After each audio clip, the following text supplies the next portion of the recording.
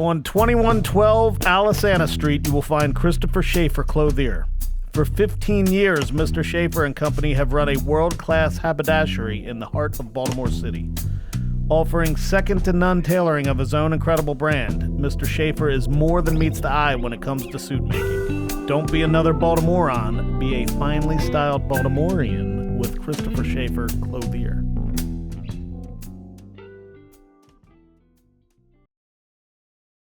Welcome, ladies and gentlemen, to an exciting episode of Sanity Lounge. We just had our faces fucking melted off. I was so happy. Like, what a great fucking band. Yeah. Thanks, man. First of all, Mark Hopkins. I want to. I let you open just because I want to see if you know everybody's name. Of course I know. Roy Davis. Come on, I know everybody's name.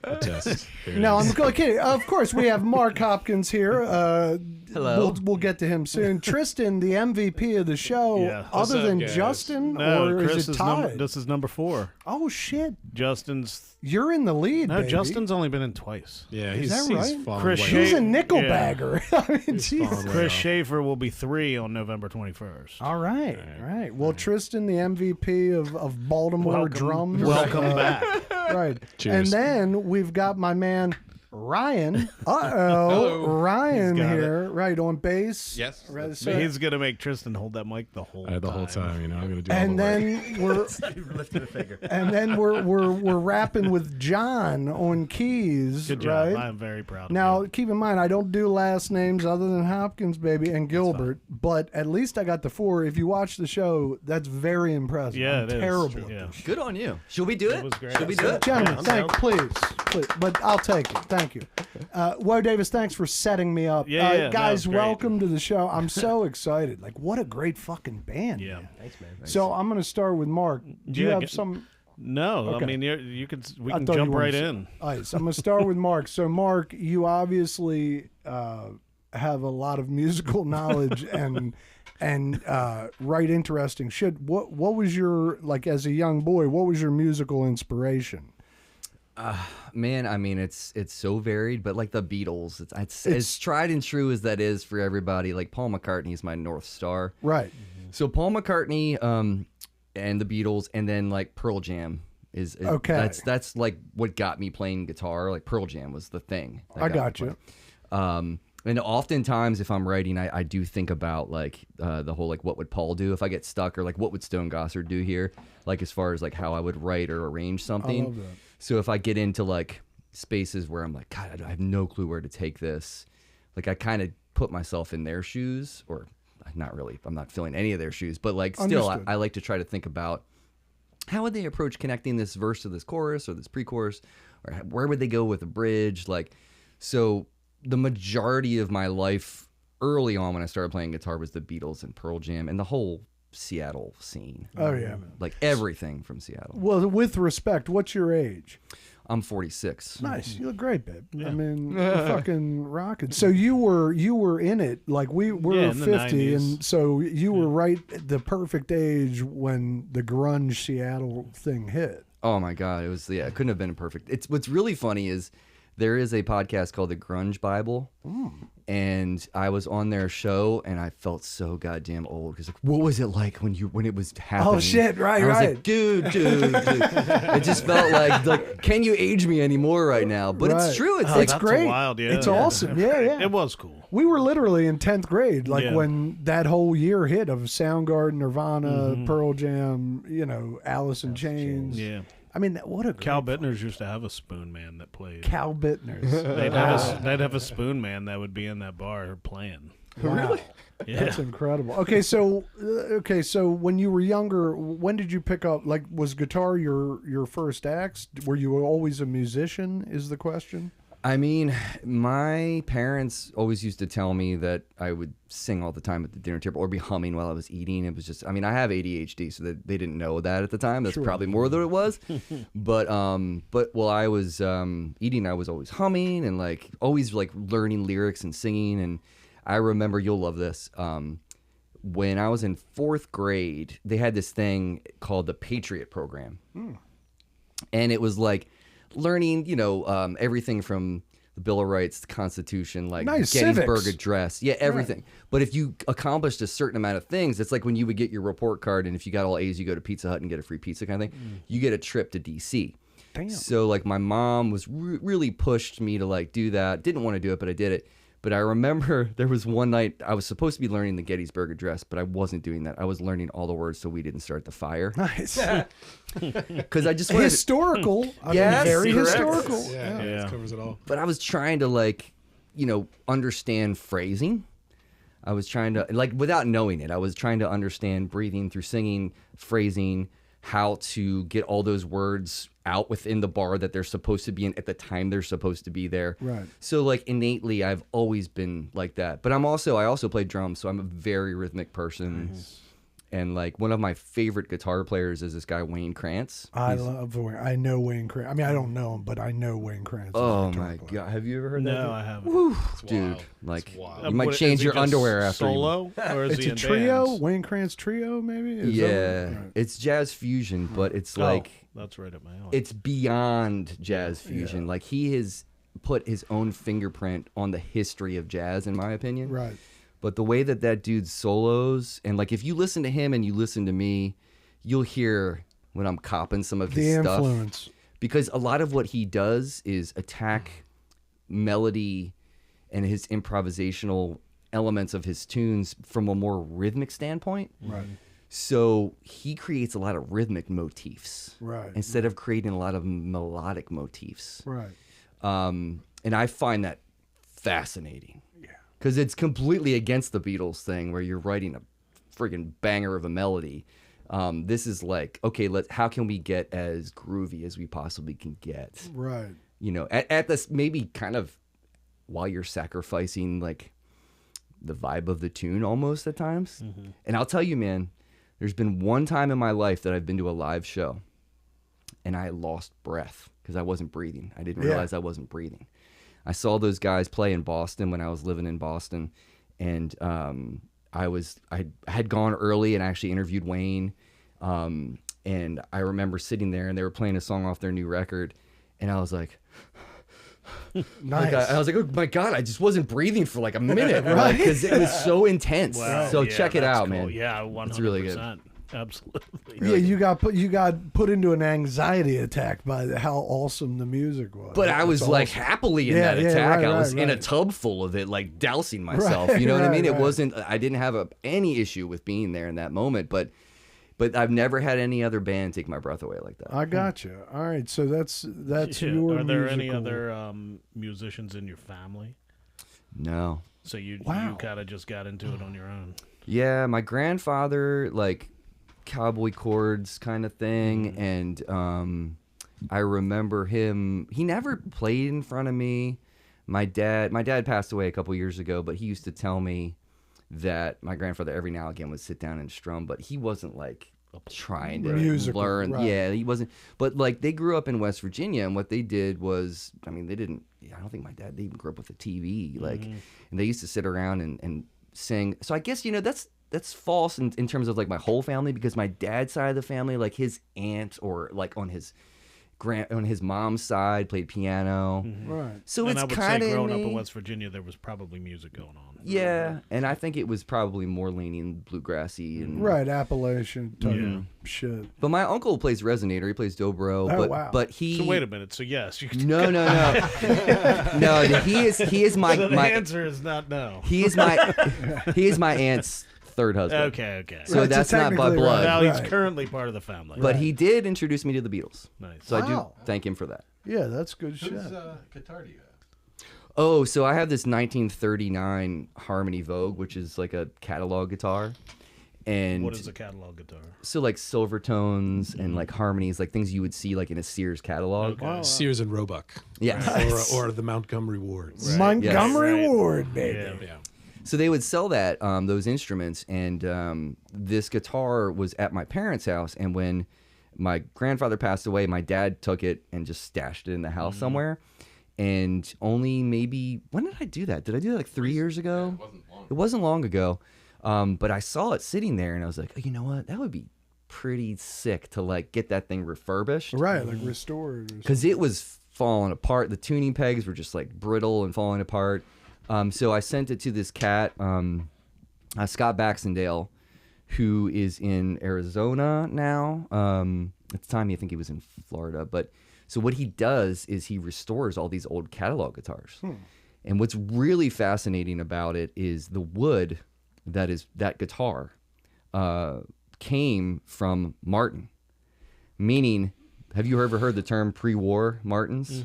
Well, pre-war, but not Martins. No. Pre-World War II, those are the coveted Martin acoustic guitars. It's like the right. And that wood, that is this guitar that I have. Wow. It's from 1939, man. Wow. And it resonates like a motherfucker. Right, Like I it bet. sounds like a cannon. So when I had him redo it, I felt comfortable with it because he's done guitars for like Jeff Tweedy and Jason Isbell and all these cats. And he was on my podcast and he was like, you should send me that. And I was like, okay. So I sent it to him. And what they do is they take the backs off and they re-brace them like pre-war Martins. Wow. And then they put the backs back on, and then he put a new pick guard on it. He put a K&K pickup in there so I can plug it in. It's got a big, fat baseball bat neck on it, so it is not easy to play for 4 hours. I took it to one gig, and I played it, and I was like, never again. I got to buy another acoustic, because it is. I can't bend. I can't do all the shit I normally do. It's Schwedeling. You can feel the history. Yeah, Right. but dude, it is a guitar that anytime there's going to be an acoustic on a song, on a track that I write, that's the guitar I'm recording because it sounds amazing. I put a single out back in April called "All Those Amens," and it's just a acoustic guitar, my voice, and harmonica, and I did it all in one take, just live. That's awesome. And that guitar, Drew Mazurek engineered that, and he was like, God damn, that guitar, like instantaneously, is just a vibe. That's awesome. That's awesome. So that instrument is going to be with me for a long time. So Tristan, at being the MVP of the lounge, how do you fit into this band all of a sudden, or are you a hired gun, or what's the score? Yeah, here? because I didn't know when he emailed. Yeah, me. I had He was no just idea. Like, I have John at the time. It was like I have John and Tristan coming with me. I'm like, perfect, great. And then I'm like, wait. I said, Tristan who? I said, Gilbert. I said, what So the fuck's going one, on? I don't believe you guys. Yeah, you should. I think you knew I played here in this band, and that's the whole reason. Right, because you probably. You guys can't. I get this. seeked out the fourth No, Tristan if installment. we rewind the tape, I believe you talked about this band while you were here You did. the I'm pretty first sure. time. You did. pretty Mark sure. Hopkins, I first heard the name with Tristan. So, I'm just a burnout. So I got kind of brought into this thing through a mutual acquaintance of ours, a guy named Scott Schoem. And he played keys with Mark, and I played drums in a different band with Scott. And I've known Scott now for, probably close to 10 years, I guess. And he moved away he now lives at the beach in Lewis, Delaware. And funny enough, he plays on Wednesdays with BJ from Lowercase Nice. Blues. Now that he's down there. Small Nice. world. And he was doing a thing on Wednesdays with Jake until Jake stopped doing his thing from Lowercase. So the music world is just, even It's though small, we're man. 2-some hours away, it's still connected. Yeah. It's awesome. So he was the one that kind of connected the dots, I think. But I had seen Mark around town, and I kind of knew of him, knew the name, heard some of his tunes, definitely liked what I heard. Yeah. So it was like when Scott was like, hey man, like check this dude out. I think you guys would connect. It was like, oh yeah, I think that would be really cool. Yeah. I'll give him like 3 days a year. Right. Can I say, too, the first time Tristan played with us, it was just me and Ryan. It was just a power trio thing.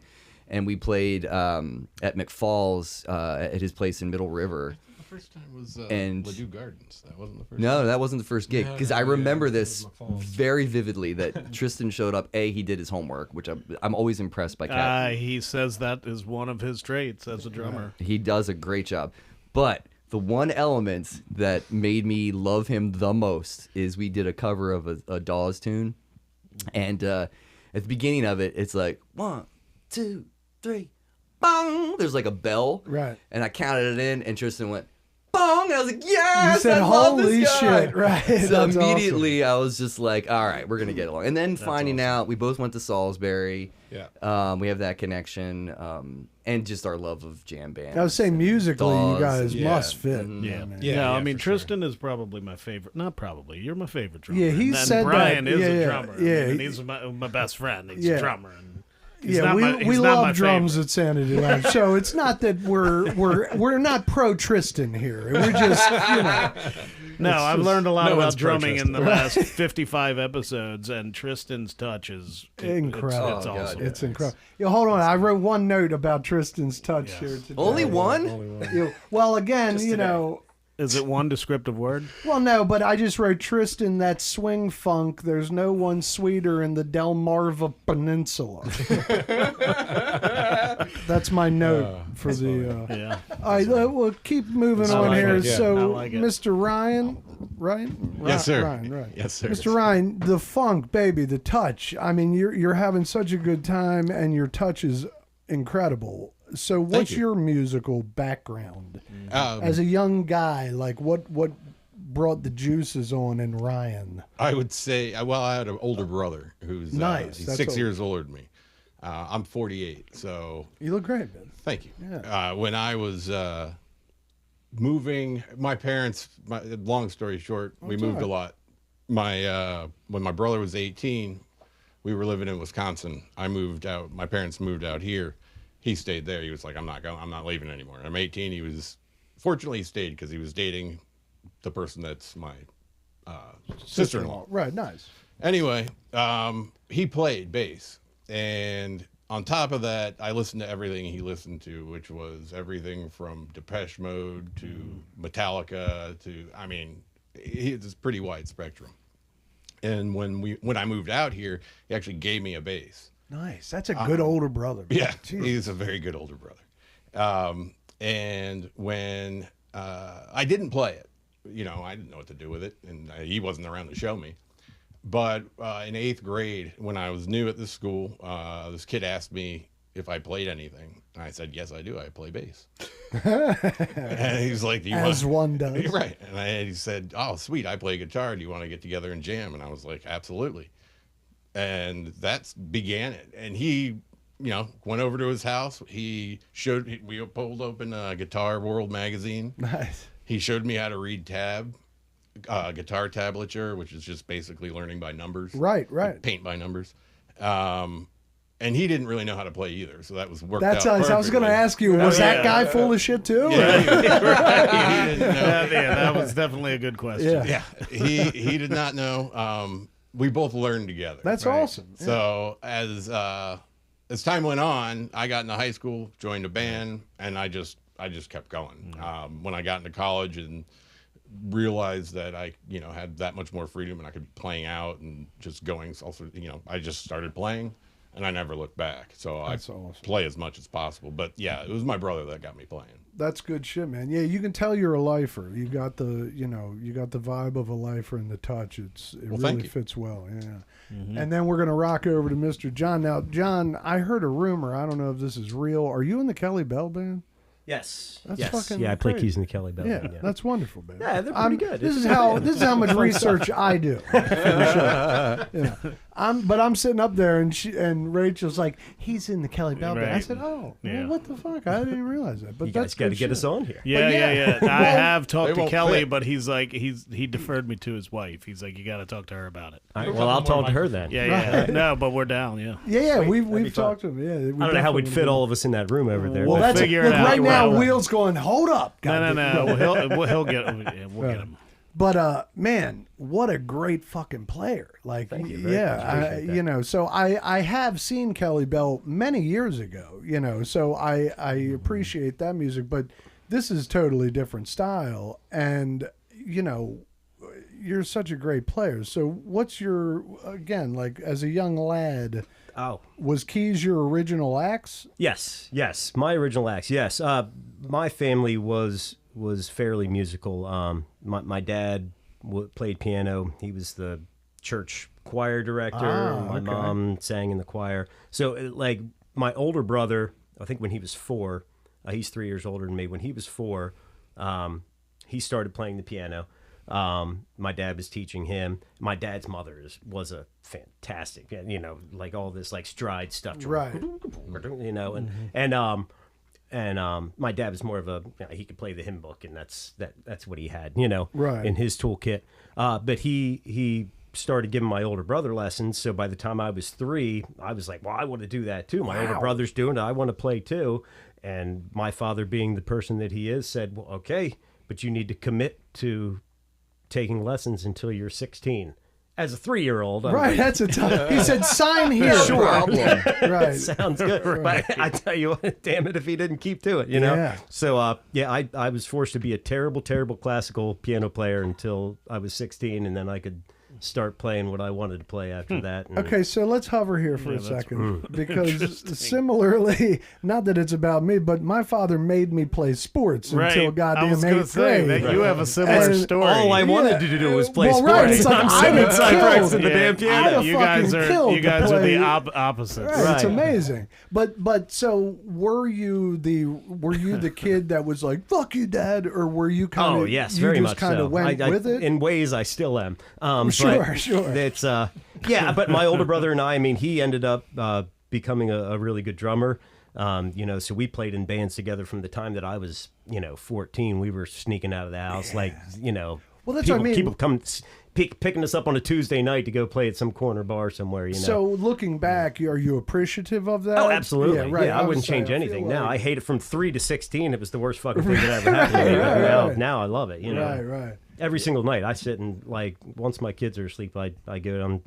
I got that rig set up in the basement. Oh, and I just man. go down and play for hours. Yeah, I love that. That's A lot of awesome, fun. man. Yeah, well, incredible band. So I just want to get a little taste of each of your history here.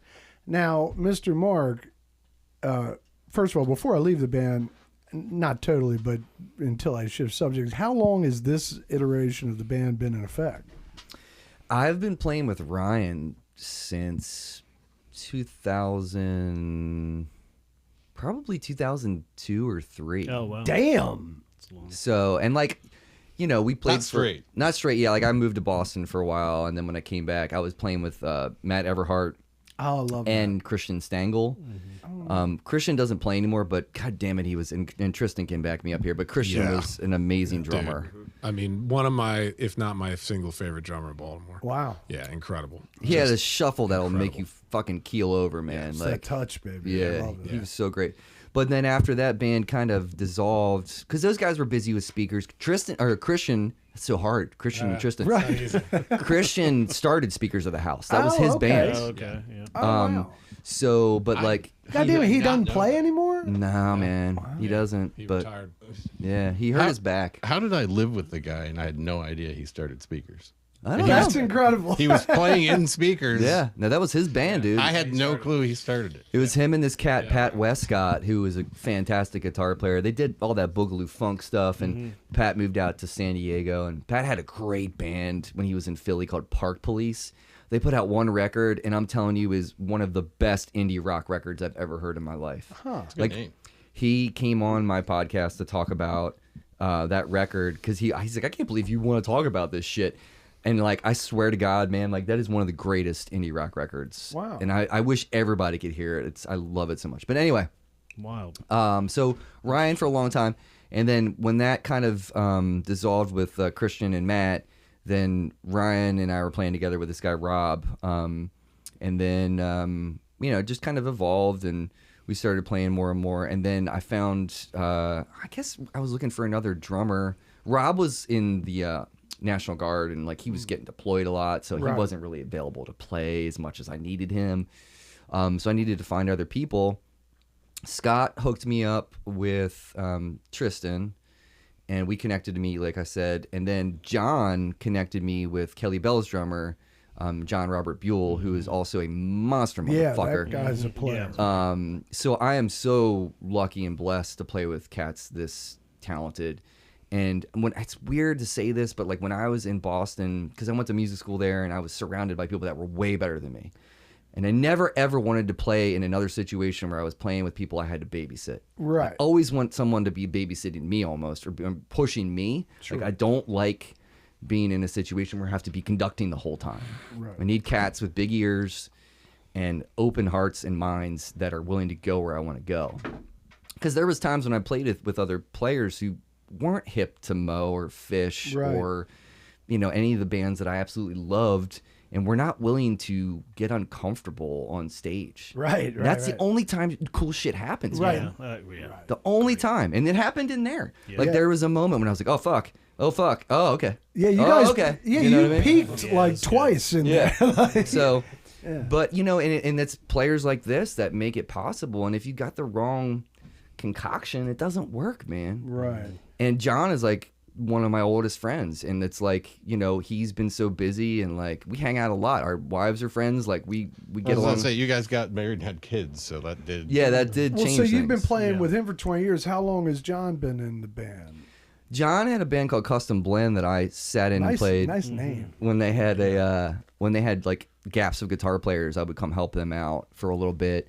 But we never were in a band together. But I was like, I want to play with one of my best friends. Like, Right. so it's like, you know, I want to try to get people that I love and like respect and can push me. And he's one of those people. So it's just, this is new, man. Technically speaking, the Mark Hopkins, the Pretty War is just Mark and I. Okay, I Right. was going to ask that. I was going to ask because you solo trios, everything. Where's the name really? So, Oh, well, the so name Ryan came from is him. the pretty war. I am. Yeah. Obviously. I'm a mess, but I'm a handsome one. You're a beautiful disaster, to quote 311. There we go. Yeah.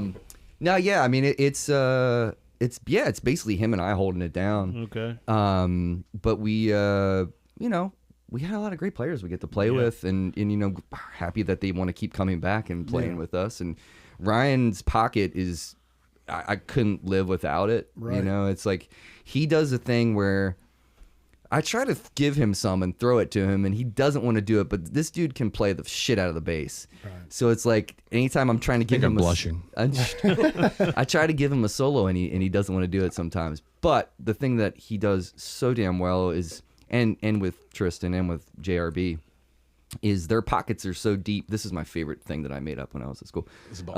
These are balls. Yeah. Here. Right. But their pockets are so deep they're covered in lint. Nice. You know what I mean? Right, So yeah. it's like they are just holding it down. Yeah. And solid. And sometimes when you're a jam band, it doesn't always have to be solos. Right. There has to be a groove that's happening to keep people grooving and dancing, right? So like I don't have to be Noodles McGee all the time. Right. Like I feel like I love that term. Noodles McGee. I love that name. I think it just has to be, you know, there has to be a groove first and foremost, and I think that's a lot of people don't understand that. They don't. You don't like doing solos, right? I do not like doing solos. Fishman never did solos. I just don't. I never put any time into it. I always was looking for the pocket and the groove and just full body playing and trying to hold down something. And so, and I'm doing it to escape. I'm a selfish motherfucker. Like I'm back there escaping reality. Mm-hmm. Like I'm not trying to get everybody to look at me. Like it makes me a nervous fucking wreck. So when people Or people hitting you I on the fill shoulder in, back and I fill in for bands. Gravy's always like, you want to do a solo? I'm like, no. They're like, what do you mean no?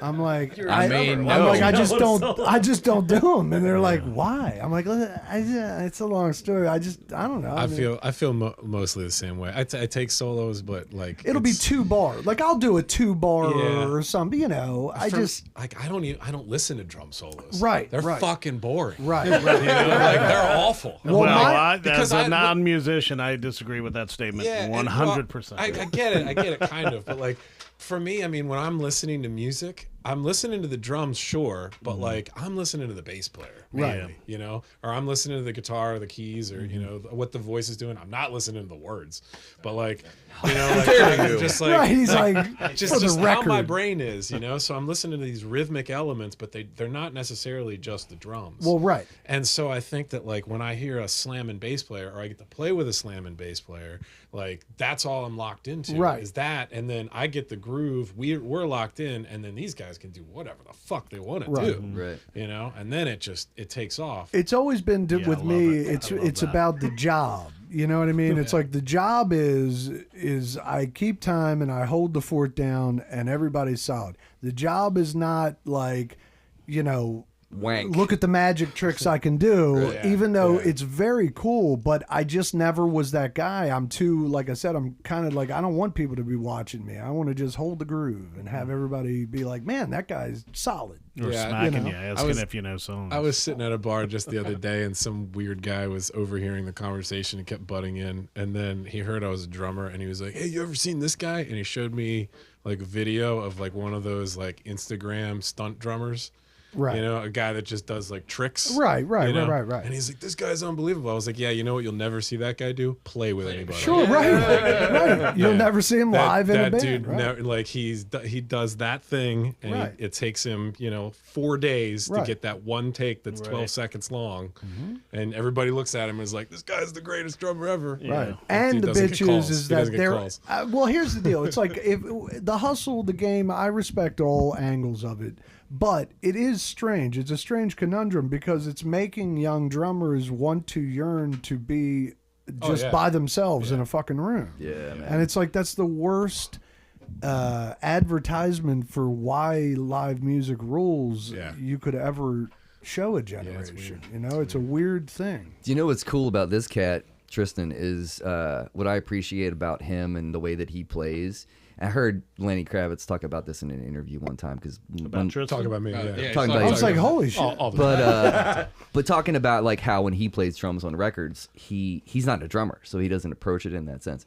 And now he's a drummer, but I remember he came over to my house for a rehearsal one time. We were talking about like changing the heads on my kid or something, and I was asking him about these rudiment things. He's like, I don't know what the fuck you're talking about. Right. I love that. And it's the thing is like I kind of like the caveman aspect of what he does. Yes. And I mean that sincerely, like in a positive sense, because he doesn't approach it choppy. He doesn't approach it. Dude, I played with a bunch of like church drummers who are like chop, and I'm just like, dude, just keep it in your pants, man. Like it's like this is not the music for that. But like he goes off when he wants to go off in the appropriate places. Yes. But he has like this just like it's come back to the like Wayne Krantz thing. He comes at it at like this angular thing that I fucking love. Right. It's like a swarm of bees. I think there's something to be said as well for not being aware of what all of the rules are that you need to keep to, Sure. and I think that can lend a certain uniqueness and creativity that can be lacking in people who are just like told what to do all the time, and then it's like, well, I can't play that, Right, and coming that from- doesn't fit. It's just like who made up the rules of what fits and what doesn't fit? Probably people who were doing shit they weren't supposed to be doing. Right? And coming from the classically trained cat, you probably appreciate that a lot because, I mean, although you probably, while you were in that world, were aware of other styles of music and stuff, but I've met like classically trained people. Bob Coffey, the owner of Coffee Music, he can't play music unless there's sheet music in front of him, and he's a fucking incredible player. And that's how my dad is, Yeah. and he'll always be like, how are you doing what you're doing? Not at all. He's No terrified. improvisation. Yeah, and it's like one of those things where I'm like, Bob, join Making Waves. He's like, I need sheet music or I'm not touching. I'm like, well, we're playing like, like it's not like too heavy. You can handle it. He's like, I can't do it. And I'm like, damn. And it's the opposite for guitar players. You want to shut up a guitar player, put a piece of music That's in front of funny. them. Yeah, You know what I right, mean? right. Like it's because we don't have to. Right. If someone put a chart in front of me right now, I used to read the real book all the fucking time in college and like try to like play these heads and stuff. And then like I got to a place where I was like, oh, this isn't me. Right. I'm never gonna be a bebop player. While you just brought it back to college, did you go to Berkeley? I did, yeah. Okay, nice. So you can read music, like you're. Sight reading, not so much anymore because I've been out of the game with it. There was a period of time when I was like great, like with it. I could read and sit down, and someone could put it. Then I just have to look at it for a second. I'm like, okay, I got it. I know where in the which part of the neck I need to be in to like accomplish this because it's in the key of A flat or something weird. Right. But it's nowadays. No, if you want to shut me up, put a piece of music in front of me. So what years were you at Berkeley? I went there in 2008 on a whim. My wife applied to doctorate programs in Boston, and this is pre-kid. And I was like, I don't know what the hell I'm going to do there. So I was like, oh, I'm going to apply to Berkeley. And I was teaching at Boys Latin. I was teaching music at Boys Latin. Wow. And my colleague had gone to Berkeley, and he was like, "Oh, dude, you would love it there." Blah blah blah. So I got really jazzed up. So I applied. She applied. She didn't get in. I got in. Plus, they threw money at me. Right. So I was like, "Can we go?" Right. And she was like, "Hell yeah!" So we just like picked up and moved to Boston. And my wife is like the best. She's like so supportive. She's a corporate queen, so she's doing what she needs to do and to keep the lights on, and I'm doing what I need to do to keep the lights on. And it's a great partnership. But man, I can't thank her enough for that, because I don't know.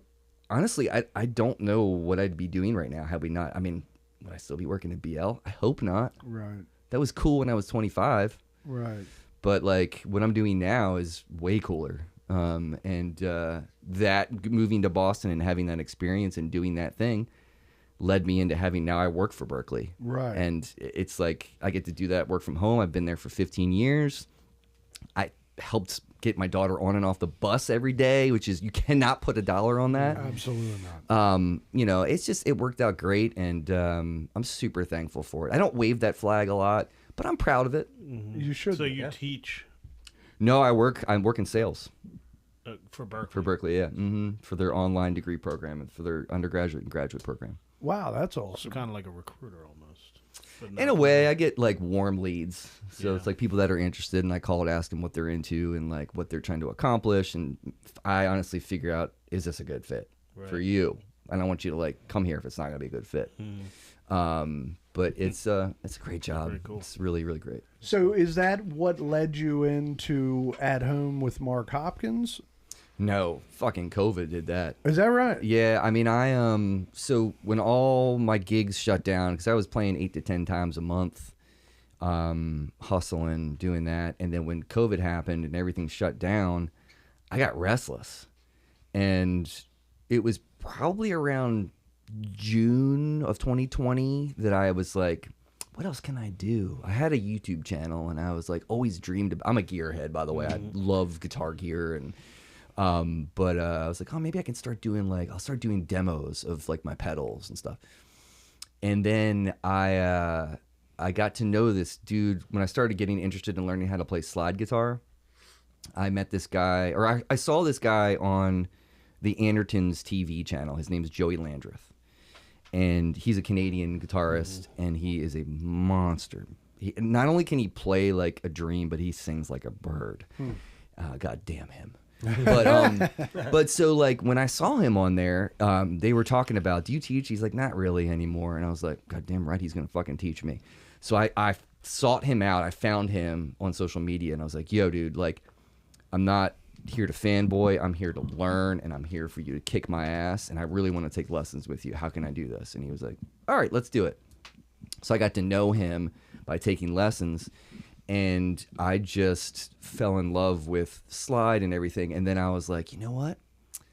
I'm gonna do a podcast once a month on my channel, and I'll get Joey to be my first guest. And he's won Juno Awards in Canada. Wow. He has a band called the Brothers Landreth. I highly recommend checking them out. Their first record is mind-blowingly good.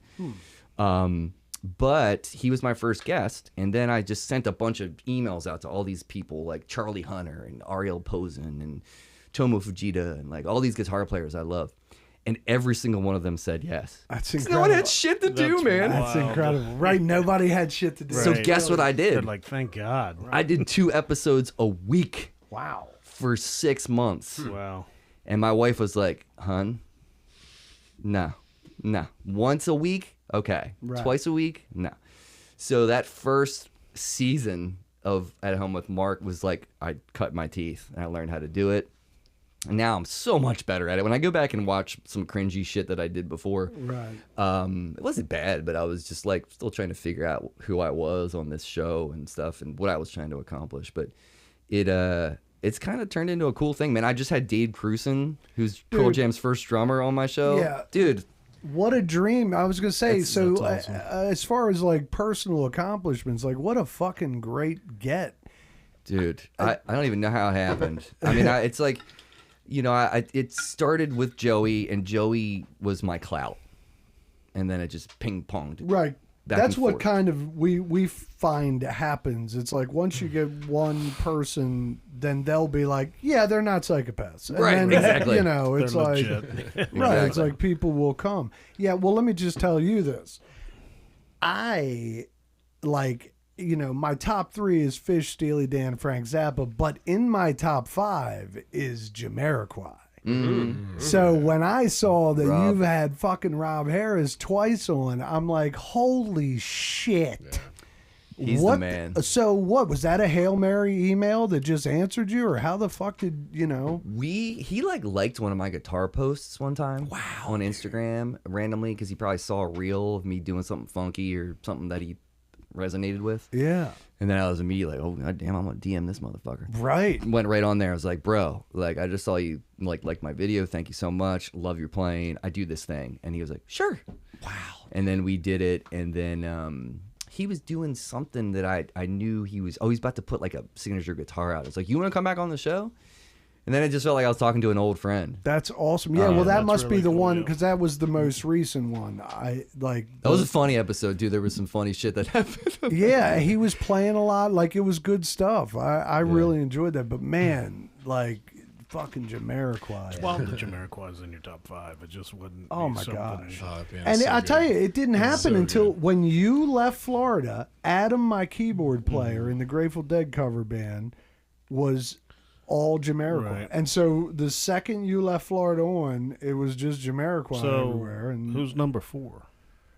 well, that's a good question. Because you said my top 3, and then you're like Jamiroquai's in the top 5, but you didn't Yeah. necessarily say he was 4. I can't answer this. It's not about me, Wood. So you It's skip. about my But friend Mark we'll have to Hopkins. come back to that because I'm 'cause- wondering what your 4 is.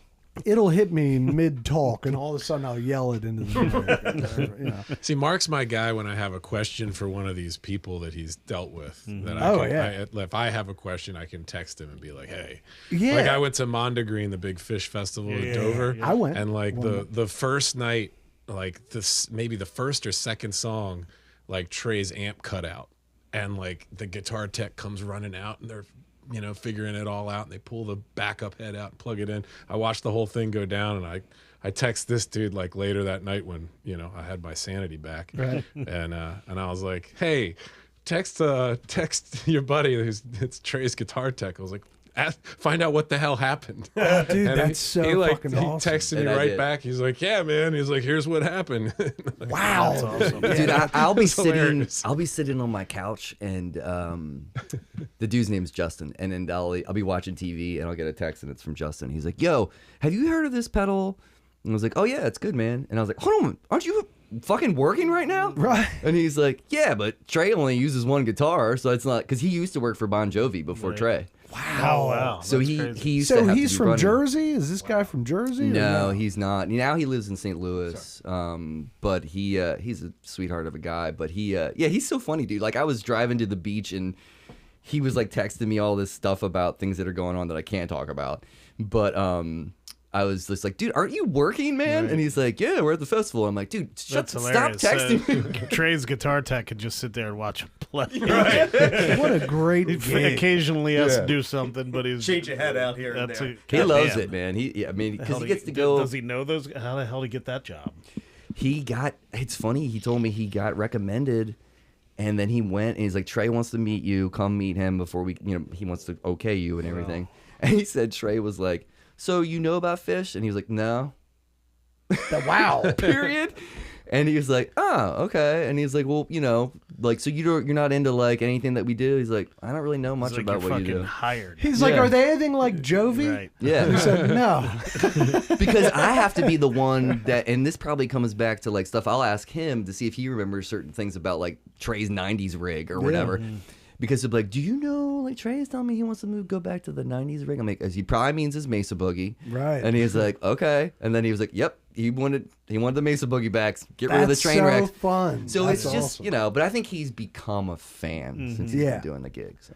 Well, you gotta that's be. good. I mean, even if you, from an ignorant standpoint, just out of mere principle, you're like, fuck fish. A lot of those people have never heard them, and then when they do hear them, sometimes it's off-putting or it's like a song that's so out there. But if you just let it breathe for a minute, you have to appreciate. Yeah, but the it's the perfect guy musicianship. because he became a fan, but he wasn't a fanboy when he took. Yeah, the job. I agree with that. I think that's I guarantee great. that Yeah. was attractive to Trey. Yeah. sure. I only asked about the Jersey thing because Yeah. Jovi's from Jersey and so is Trey. So is Trey Trey. was Right. born in Jersey. So I figured maybe it was like, they were like, we want a Jersey guitar guy. No, I don't, you know what? It's funny. I don't think I know where Justin's actually from because he's been transient. Right, You know, he's right. with his job. His wife does like a similar thing too. So they're like both kind of like ships passing in the night sometimes. Right. But man, like, yeah, what a gig, dude. And like, you know what? It's funny, but I haven't been able to see Fish since I've known Justin for the past 2 years. But he keeps saying like, next time we come near, come hang with me for the day. Dude. And I don't know if that means I get to play a language doc, but I'm pretty fucking sure it does. I bet you it does. And if that happens, I'll have to bring an extra pair of pants because the cream will be uncontrollable. But it will. That's awesome. It is like. It is a dream of mine to meet Trey. I was got gonna to meet say, him. fuck the language. If you're hanging and he walks by and he's like, "Hey, man," yeah, right. You go, "Oh my god." We don't need to go into it, but Brian got to I did, man. meet him Oh, you met him? Okay, it didn't go well apparently. huh? in the middle No, of it went great. In my opinion, it Brian went freaked great, him out, but and he had to get out of He town. might have been. He might It have was been in the middle hard. of nowhere. Like they rolled up to this. It was in Florida. I went to the bathroom with Trey. Yeah, Here's yeah, the yeah. quick version: is we saw It's a great story. Whether The you quick- tell whether the we quick told it or version not. is we saw the opening run of I think 2000. They opened in Antioch, Tennessee, and it was the night Winona Judd came out, and they did Freebird yeah. all electric, Yeah. like the whole band Freebird for the first time ever with Yeah. Winona Judd, Ricky Skaggs, all Oh, these- dang. Del McCroy, like it was incredible. So the next night was Atlanta.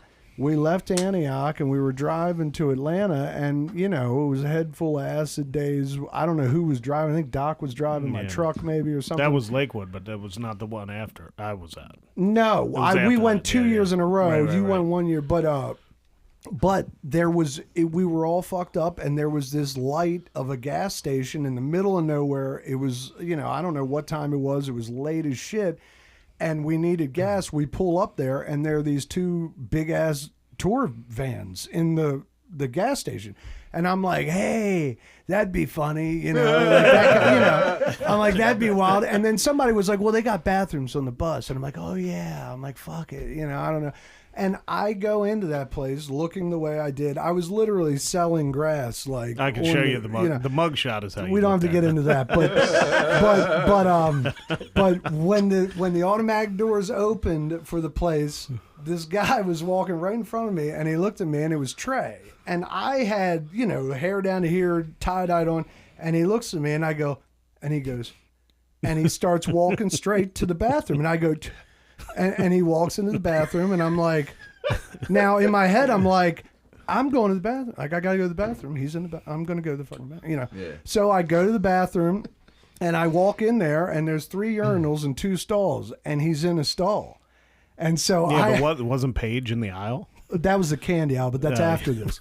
But listen, so love this. I walk up, It's a so I great walk story. up to the urinal, and I know it's him. I mean, I saw him walk in. It's dead silent, and I'm like, there's no going back, And I'm like, Trey, and it's dead silent, and he's like, yeah, man. I said, look, I know this is weird. I said, I just saw you in Antioch. We're going to Lakewood. I appreciate you. And he goes, thanks, man. I said, all right. And I zipped up and I walked out. When I walked out, my girlfriend at the time, April, was in there, and she's going, Paige is in. And I look over, and Paige is in the fucking candy aisle. Hell yeah. And I walked right up to him. I said, Paige, I appreciate you so much. I said, we're going to Lakewood. He's like, thanks, man. I said, well, I've been waiting. You guys did the acapella Freebird for so many years. Is the electric, the whole thing. He was great. As I'm saying that, I hear ding, ding, ding, ding, and it's Trey running out the front door, or running out that door back to the whatever. That's awesome. But that was my meeting. with this. That's a great story. So he was in the stall. You never got to figure out if Big Red was an accurate Well, listen, in nickname my or not. listen in my head. Oh, wait. You got to Here we go. understand the stuff that's going through my head, because, like I said, there were probably drugs involved. I'm standing at the stall before I say the word Trey. I'm like, I'm about to hear Trey take a shit. Yeah. Like he's about One to take plop. a fucking shit, right? Like I've never thought I'd be able to like think about this. I don't know, man. You know what, He though? seems like a guy who You- sits down to pee. Yeah, but you know what though? He You was had a using. point. Well, I think he was maybe, using. but no, because he ran in there to get away from you. Or maybe he was because, hard. like you said, there were bathrooms on the tour bus. He wasn't in there to get. He was like, "I'm going to hide in this stall It is until a- this Can't do dude number two on leaves." a It bus. is a faux pas to poo. You can't poo on a tour bus. Okay, There's good, No right. Oh, pooing, right. on, Okay. no All right, pooing all on a right, tour all right. bus. Starting to add up here, right? Right. Well, Right. that makes sense. That's amazing. But dude, I mean, can you imagine being that guy? Yeah. I mean, it's like, can he walk into the middle of rural like Iowa in a grocery store? Yeah. right. But can he go anywhere else like that's like on the East Coast, West Coast without somebody knowing who the hell he is? Probably not. But they're such approachable, cool cats. It's Yeah. like, I mean, like, because I met Mike backstage one day and Fishman one day. Oh, cool. We smoked grass with them backstage at Lakewood, not that year. Longer story. But the fact is that they're very approachable people. Luckily, I feel like, to your point, he can go to a grocery store and probably not get mobbed, Right. for the most part. Unlike John Mayer, for instance. Unlike John Mayer. Let me ask you Right. this though. So I'm of the mindset of yes, do meet your heroes. Yes. Do you have moments where you're like, not always? Well, here's what I'll tell you. I have lived long enough. I'm 49 years. I've lived long enough that I don't necessarily know if I give a shit. Like I am more of, I expect them to be human and probably flawed. And if they're off-putting, it's a different story and I'll handle it. But I don't give a shit. Like I can tolerate a lot of different kind of personality. You know what I mean?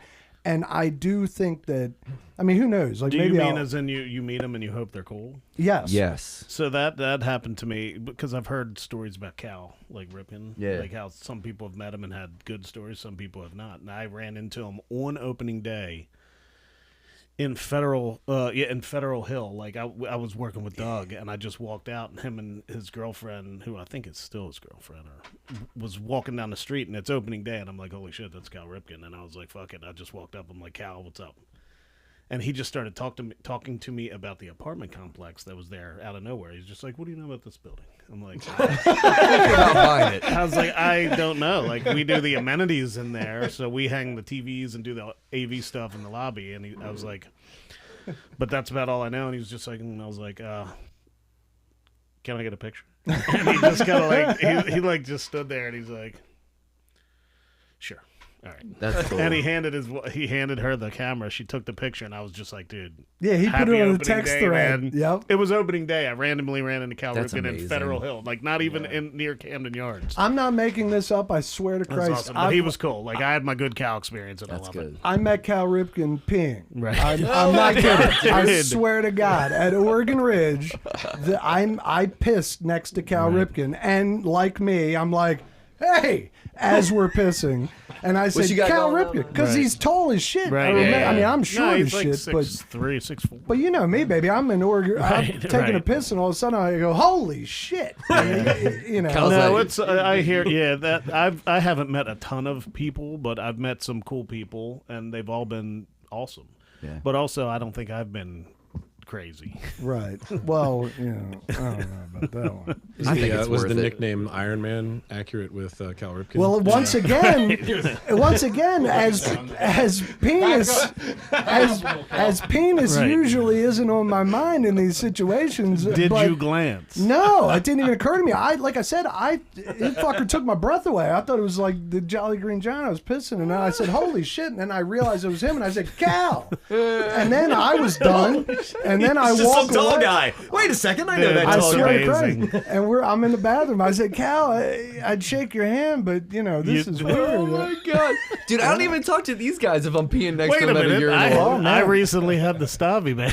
I'm gonna start. He took a piss with Stavi. I'm not making this up. At 2 the weeks Charles. ago. Oh, that's funny, man. Yeah. All we do at Sanity Lounge Is we follow people into the bathroom. is urinate. We put them lot on. of They're like, peeing we're going like, on. look, they can't like run away while they got their dick in their hand. So Right, that's when we're gonna break the ice and talk to them. Jesus Christ. You That's guys, I'm going to throw this out there to you. You can take it or you can leave it. All right. But the aesthetic of this may be off. I think you need to paint urinals That would be incredible, right? around the whole room. Right. Because I think this is where you guys feel the most comfortable talking to folks. Wouldn't it be wild if, like, the Hot Wings guy, we got known for pissing with celebrities? Like, that was our That's thing. the new Do thing. interviews, Right. pissing with We'll go, celebrities. hey, midway through the interview, we go to the urinal for 10 minutes, Right. and then we come back. Or something. And people can hand you water bottles that you can just act like you need that long Adam Sandler piss. That's Yeah. incredible. Do you know what I mean?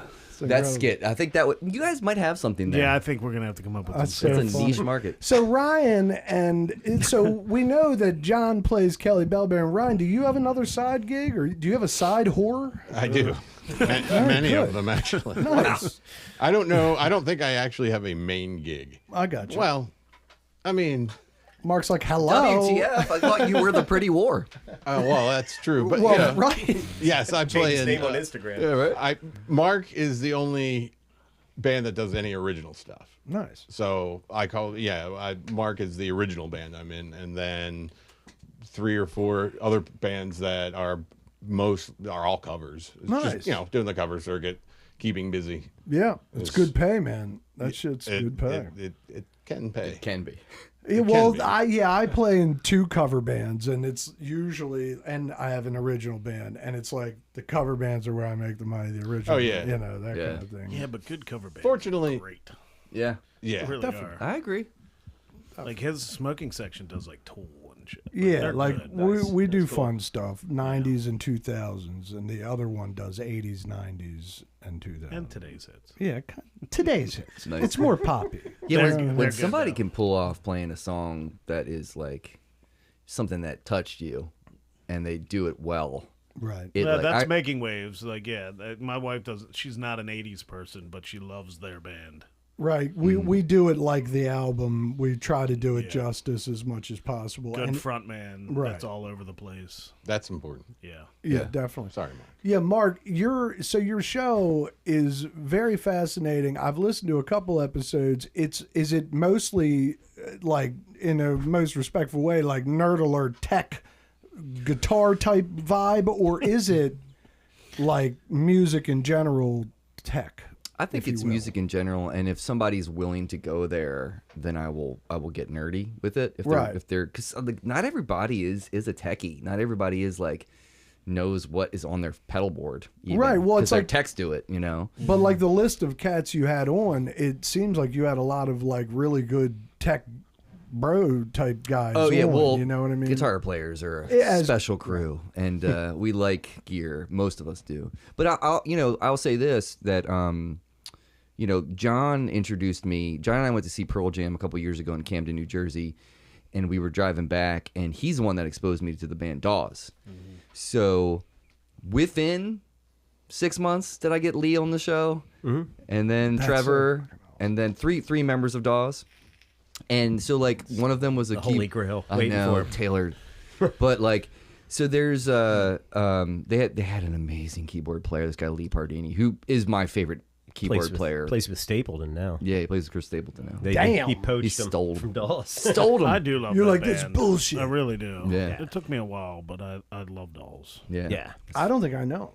I don't think. I mean, I mean, maybe I something think you you'd like played. them, yeah. I don't know where you would hear them because you don't really listen to the radio. I mean, is TMD playing? That's where I heard Yeah, they them the play first them. I mean, time. Probably TMD. have They heard did the them. Pulse show with the Baltimore Symphony Orchestra for TMD back in like years ago. I got you. I There's- probably have heard So them. yeah, There's full shows on no, YouTube. they're I'll great. They definitely have, look they have into it. cool. Yeah. They have good Yeah, they relatable jam. songs. Yeah, I they love are. that They are. But Yeah. you've had 3 of the members on your show. Yeah, so what I was going to say is the drummer came on, and the drummer and the lead singer are brothers. So he's not super techie. In fact, I tried to get him to talk. Well, he talked about his drums. He did talk about like this new kit that he got and stuff, and we were talking about Q drums and stuff, and like he had a CNC kit that he was talking about. But he was mostly, just talking about music and about the band and about like making this one record. The record that John played for me is still my favorite record. There's a record of theirs called We're All Gonna Die. And I remember him being like, I think you like this band. Like, we should listen to this record. And the whole way home, we listened to it. I think we started it again. Probably. That's a good record. You know, when you just let her roll. But the first track on that record is, it starts off just like, Gets louder and louder. Right. and then it busts into this like crazy, like cool, like again, sideways kind of like lick thing. And I remember just being like instantaneously transported to like what makes me love music so much. Yeah, I picked that song on purpose. You did? Oh yeah. Okay. I thought that would be one that would catch you if we listened to that God. one On a first, good yeah. ride. Yes. Yeah, that's good stuff. That song's called One of Us. I would check that out. Yeah, definitely will. But when Griffin was on, I told him this story, and I was like, yeah, that record, man, it's like my favorite record. He's like, really? That's the first record you heard that you were like, I like Dawes? Because they've evolved so much through their time. Like their first record, North Hills, is like folky. It's got some like, well, their probably most popular song, that's called When My Time Comes, is on that record. But that song even has evolved so much through their time as a band. I got you.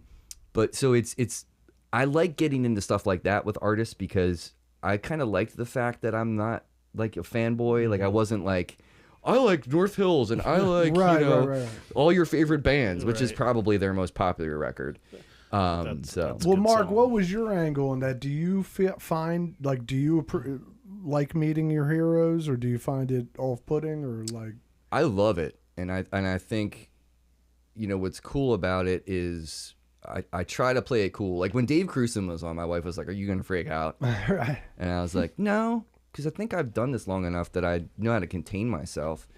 But Dave is super fanboy. Like we had a conversation about him going to a Police show when he was younger, and how the Police came on and it was pitch black and they were jamming for a minute. You couldn't see the band. Right. And all of a sudden, that top snap of the snare for Driven to Tears came in, and the lights came on, and then they had a horn section with them. Wow. So he was nerding out, and I was like, this guy gets it. Yeah. He's a musician. He's a human, right? He loves music just as much as I do. So like that's the thing, is like I feel like I got to a place where I was like, they're all just humans, man. That was kind of my vibe, is like, I feel like even if they are a prick, everybody has a bad day, and you know, like, I don't know, And people in general are just pricks sometimes. right, in it's general. like, sure. And like we met Stavi the other week, and I thought if anybody might be a little edgy, it might be him, just because he's, you know, he's pretty getting big time now, and he didn't owe us anything, and it was a quick type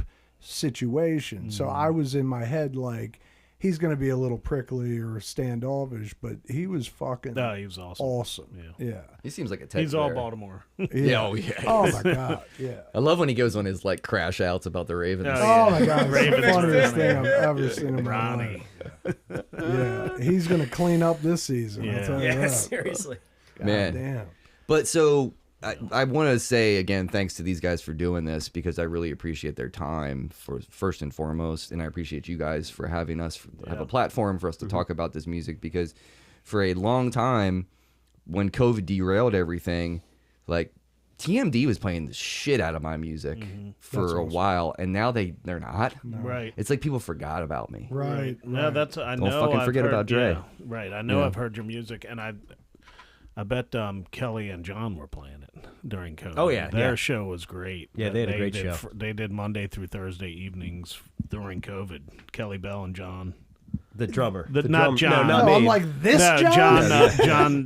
JRB. John Roberts. Yeah. Yeah, my wife would have killed me if I would have told her I was doing something No, else. it was a great show. Like even my kids were awesome. bummed out. Like Kelly made that video when Jimmy, Amanda's brother, saw him at Tiki Leads or somewhere, and Kelly made a video to my son. He was like, "Look, man, like we have to go back on the road." He's Yeah. like, "We'll still stick around and That's come see awesome. us." Yeah. So we have. We went That's down to Cult. awesome. Yeah, We and were he- at the Cult Classic. And he show. did a great job at bringing a lot of local acts Yeah, on yeah, there too. yeah. I That's mean, awesome. yeah, Definitely, he did it was a really, great. really good job. Yeah, Kelly Bell's been a staple in Baltimore Forever. since Yeah, I fucking came back. I mean, in Yeah. 06 He's or just a something. genuinely awesome dude. Yeah. too. That's the thing. I mean, like, you know, somebody like that who is on a local level, I don't know that there is another like singular personality, other than people that Tony Braxton or Cisco or whatever that made it big time, but somebody who's just a local celebrity like that. Like, because people just ask me, they're just like, oh, you play in a band? I'm just like, yeah, I play in a band or whatever, They're just like,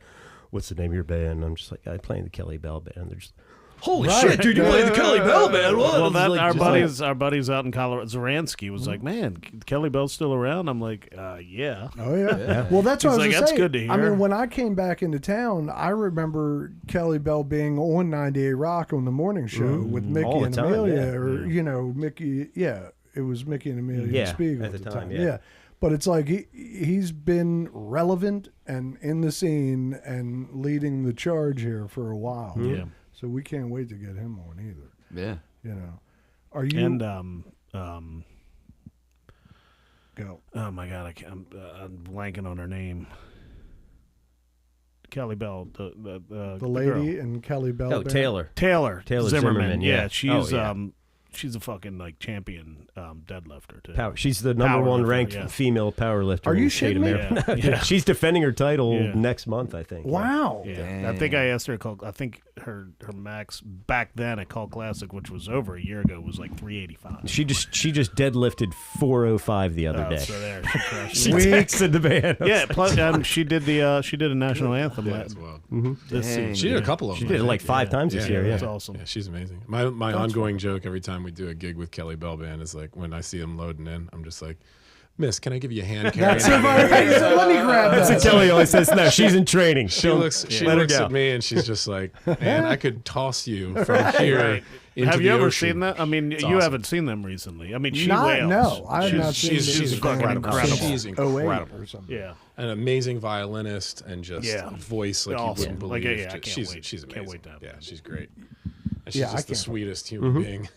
Well, As the everybody is. band's always been fucking hot. Like Oh, it's yeah. just a tight ass band. Yeah. I mean, so we can't wait to get that. Have you been in the band? Like, No, I'm only the second keyboard player they've ever had full time. Kirk Myers used to play. He actually plays in a band called Honestly Soul now. oh Hey, yeah, who are right. fantastic. So he was the old keyboard player back when my band Custom Blend used to open for the Kelly Bell Band all the time back in the mid 2000s or so. Kelly called me probably about 15 years ago, right when my oldest daughter was born, to ask if I would join the band. Kirk was leaving. He's like, hey, man, you need to come in and join the band. I was like, dude. I mean, they were going to Wisconsin, down to Florida. I was like, I had a 1-year-old, dude. There's no way in hell I can do that shit right now. Oh, the wife and would then, be fine. Well, then COVID happened, and I had a trio that we were playing down at Secrets at the Beach all the time, stuff like that. And when COVID hit, it was just like I just stopped playing, And I think I kind of burned myself out on the whole like Secrets thing. It gets a little, and then when Kelly called late 2021, and asked me again, and my wife was just like, please. Nice. Get out of the house and do something. But she was like, look, I got this. I know it's busy. I know it's a lot, but So 15 years ago, you had to say no. I had to say no, and I was gonna say no this time too, and he would have been cool with that. I think he was just kind of like throwing it out there, but and much to my, I'm not surprised because my wife's a big mental health advocate, and I think she could see the difference not playing made in me. She could see you unraveling. and it's been just like and I honestly I've probably once I joined Kelly's band, I mean that's when I started playing every night. I mean I'll stay up till midnight sometimes, just like even later, and I get up 5 o'clock in the morning. But it's still just like I have to. You reinvigorated. And I don't think I've played this much since I was probably in my late teens, early 20s. So it's been a blessing. That's for awesome. sure. I love that kind of shit. Yeah, amazing. Yeah, and then I get to play with him a bunch because he's playing with Sweet Lita a bunch now. Yep. That's nice. Another great band, that's yeah. a fucking great band. That's what I mean. Baltimore is happening. awesome. It's just nobody fucking knows. They just think we kill each other. Well, that too, but Right, which we do, but who doesn't? Yeah, the you music know? is I mean, so good. It's so so good. fucking Pretty good. good. I've been trying forever to like get gigs on the same bill with some of these cats. So like Tristan can pull double duty, or JRB can Right. pull double duty, and they'd be like, yeah. "Oh, this will be nice and easy." You know what I mean? Right. Maybe one day. We'll see. Lowercase and Sweet Lita have that locked Nothing's up. easier than playing drums for I was 3-4 gonna say, straight or- hours. Or with Tristan two can different do catalogs. triple duty. Yeah, exactly. That'd be fun. yeah. No, it's awesome seeing those It's guys a lot of together, fun. especially when Sweet Lita plays with Kelly Bell, because there's like Oh, it's ridiculous. 15 people Yeah. on stage. Yeah, we did it. We played down at the That's shore so in Yeah. like a couple months ago, and it was lowercase Sweet Lita and Kelly I Bell saw band. some video. And of that. at the end of the show, I mean, we literally had every single Everyone, person in every band Yeah. up on In stage fact, at once. Yeah, I don't think I ever left the stage. One of my next reels that I have queued up is one of those from Cult Classic. Nice. Yeah, it's a That's nice awesome. one. Yeah. If I could I- afford it, I would do. If I was touring, I would have Tristan and JRB and do the Almonds thing, That's awesome. yeah. That'd be Yeah. fun. and That'd be this fun, band yeah. with 2 drummers. That would be sick. and You ought to line up. He's a drummer I could definitely pull that off with. yeah, I think it would work. Yeah. I think it would yeah. work. Well, you got the touch, baby. You were saucing it up with Ricky, a couple times. yeah. Oh, yeah. So yeah. Ricky's one that's really easy to play with for me. I guarantee it. I don't think every drummer is that way, They're not. but John would be one. I think we have the same sort of sentimentality, but we have contrasting but complementary sort of styles, and I think that would be fun. Yeah, that It'd definitely. be a lot of fun. All right, That'll Mark. work. We Make like it to happen. we like to come down near the end talking movies. So, Mark, give me top 3 film or television, top 3 to 5. If you were on a desert island, an island by yourself, 3 to 5 Mark Yeah, Hopkins any movies. island. I guess. Movies? Yeah, or shows. Good God. Oh man, that is real hard. Well, Ted Lasso is my favorite Oh. show of all Oh, time. great. I mean, like, there is no competition. That is like my favorite show. I have still only seen season 1. Let me tell you this: I'm an I've asshole. never seen it. I don't have Apple. Oh, it's And- worth getting it just to Yeah. watch that. I There's know. a lot of good shows. Dude, on you there. know That's you what could watch that whole. Well, there's another season coming out, I believe, right? Or they didn't Yes. wrap it up? Yeah. Yeah. So you could probably watch the first 3 or 4 seasons on the free trial, and just roll. Listen, That's true. Yeah, but what is it? Game One the of those? system, Brian. Remember the old Columbia? How I'm gonna get whored, baby. I'm not Well, gonna cancel the free trial, and then I'm gonna That's get how a they whore. get you. But I'm But just they're saying. not gonna get the let, baby. That's why. all you gotta do is make a note that says cancel this on this date. Hi, I'm. So Ted Lasso. That's Ted a great Lasso. one. Ted Lasso for sure. You know what's? I just had this conversation. I went camping last weekend in West Virginia with my family and like her extended family, and we were sitting around talking about stuff like this. And somebody brought up Hot Tub Time Machine. Oh man. And I was like, "Oh my god, I fucking love that movie! Thank God someone else feels the same I way." loved Hot Tub. I The love first that one. I've movie. never seen the second. Oh one. No, fuck I the second haven't one! I don't either, even know what yeah. that is. I never point, saw yeah. it. I didn't but- even know they made a second one. Oh my god, that's like one of my favorite movies. That and like, Talladega Nights and Step Brothers and that whole Oh, my thing. God. I'm a huge comedy guy. Like, I'm not a big. I know you're into horror stuff, right? No, Well, don't believe the hype, horror- baby. He's horror more stresses me out sci-fi. these Yeah. days. Okay. I used to be into horror, but now I get very stressed out about death and Oh well, yeah, we're at that age. Right, right. He gets very anxious. did with you- too about hard. the demonic shit. Did you like Battlestar Galactica? Loved I it. did the too, original man. or the No, TV the show? remake. Yeah, the one they did. Yeah. Yeah, I loved that. Dude, Yeah. I bought the whole series. I couldn't believe my buddy Doc. Yeah. Doc, shout out New Jersey. Doc from Jersey called me one day and was like, "Dude, the new Battlestar Galactica, Yeah. it's fucking incredible." I mean, and I that's can't why tell that's why everybody loves Katie Sackhoff now. you, dude, it was so good. Right. I couldn't believe it. I loved But it. yeah, I she's- mean, it Yeah. was good. great pull. Yeah, I mean the last one I would say, as far as like recent stuff that I watched is, so bear with me here. Yeah.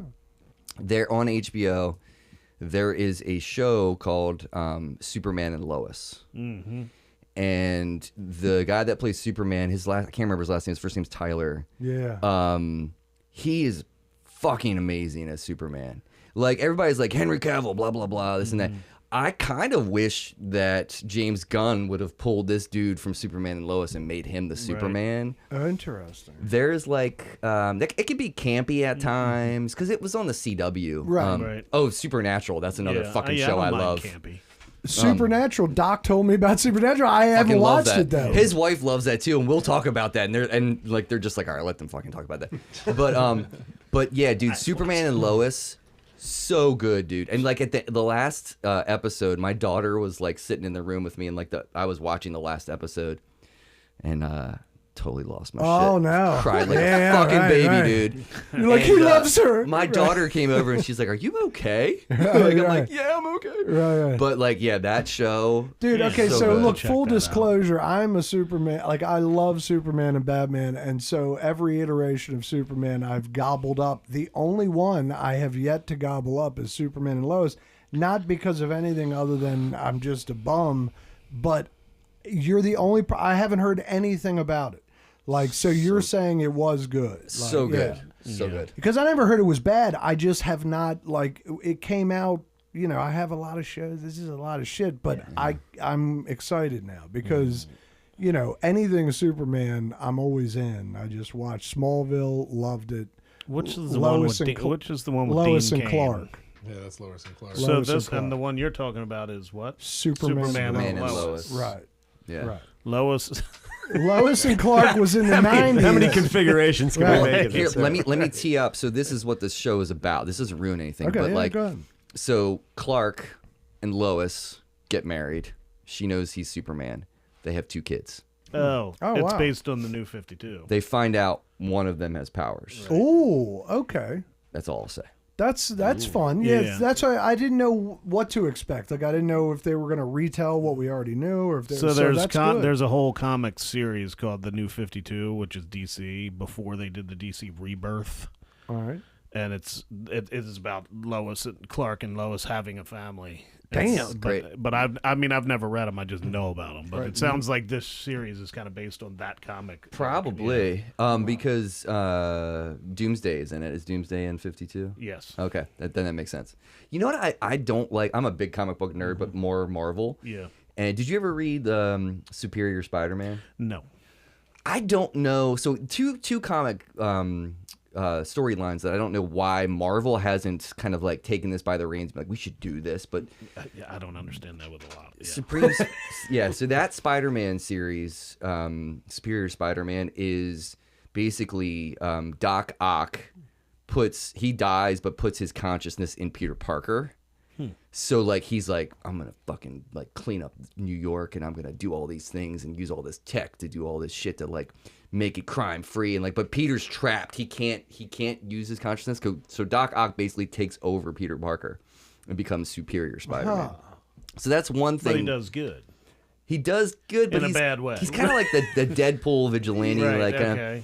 Man, that sounds interesting. actually. Well, Dr. Octavius was always a little fucked up. I mean, yeah. I But that's a great comic story. And then the other one that I think should be made, in DC wise, is Batman: The Court of Owls. Did you ever read that? No. Oh Is shit! that Victorian one? Like, No, that's Gotham No. by Gaslight. oh, okay. That's yeah, good. yeah. Nerd alert. Yeah. Here we go. Yeah, but like the Court of Owls is there's a whole part of the comic. I was reading it on vacation, and there's a part of the comic where you have to move the book around, Oh, wow. That's and nice. it gets you disoriented. Dude, they did that on Really? Gotham. They had the whole Court of Owls on that Gotham did show. they? Yeah. Nice. I loved that, That was show. a cool show. Yeah. I did. I didn't wa- I fell, did not fell watch off. Gotham. Yeah, That, like I- I watched the first couple seasons with my wife, and then it just like I don't know why we never ended up I finishing. but- never finished it Yeah. either. I don't know why. I either, watch a but lot of I first was into seasons. that. Like, But I don't stop because I don't like it. I stop because I just move on to something else. Or they Right. wait Never go too back to- long in Yeah. between making seasons. And I'm like, I don't even Right, remember right, what the hell's going on. yeah, I should all check that good out, though. shit. That is a good show. Yeah. Good Anyway. pool, man.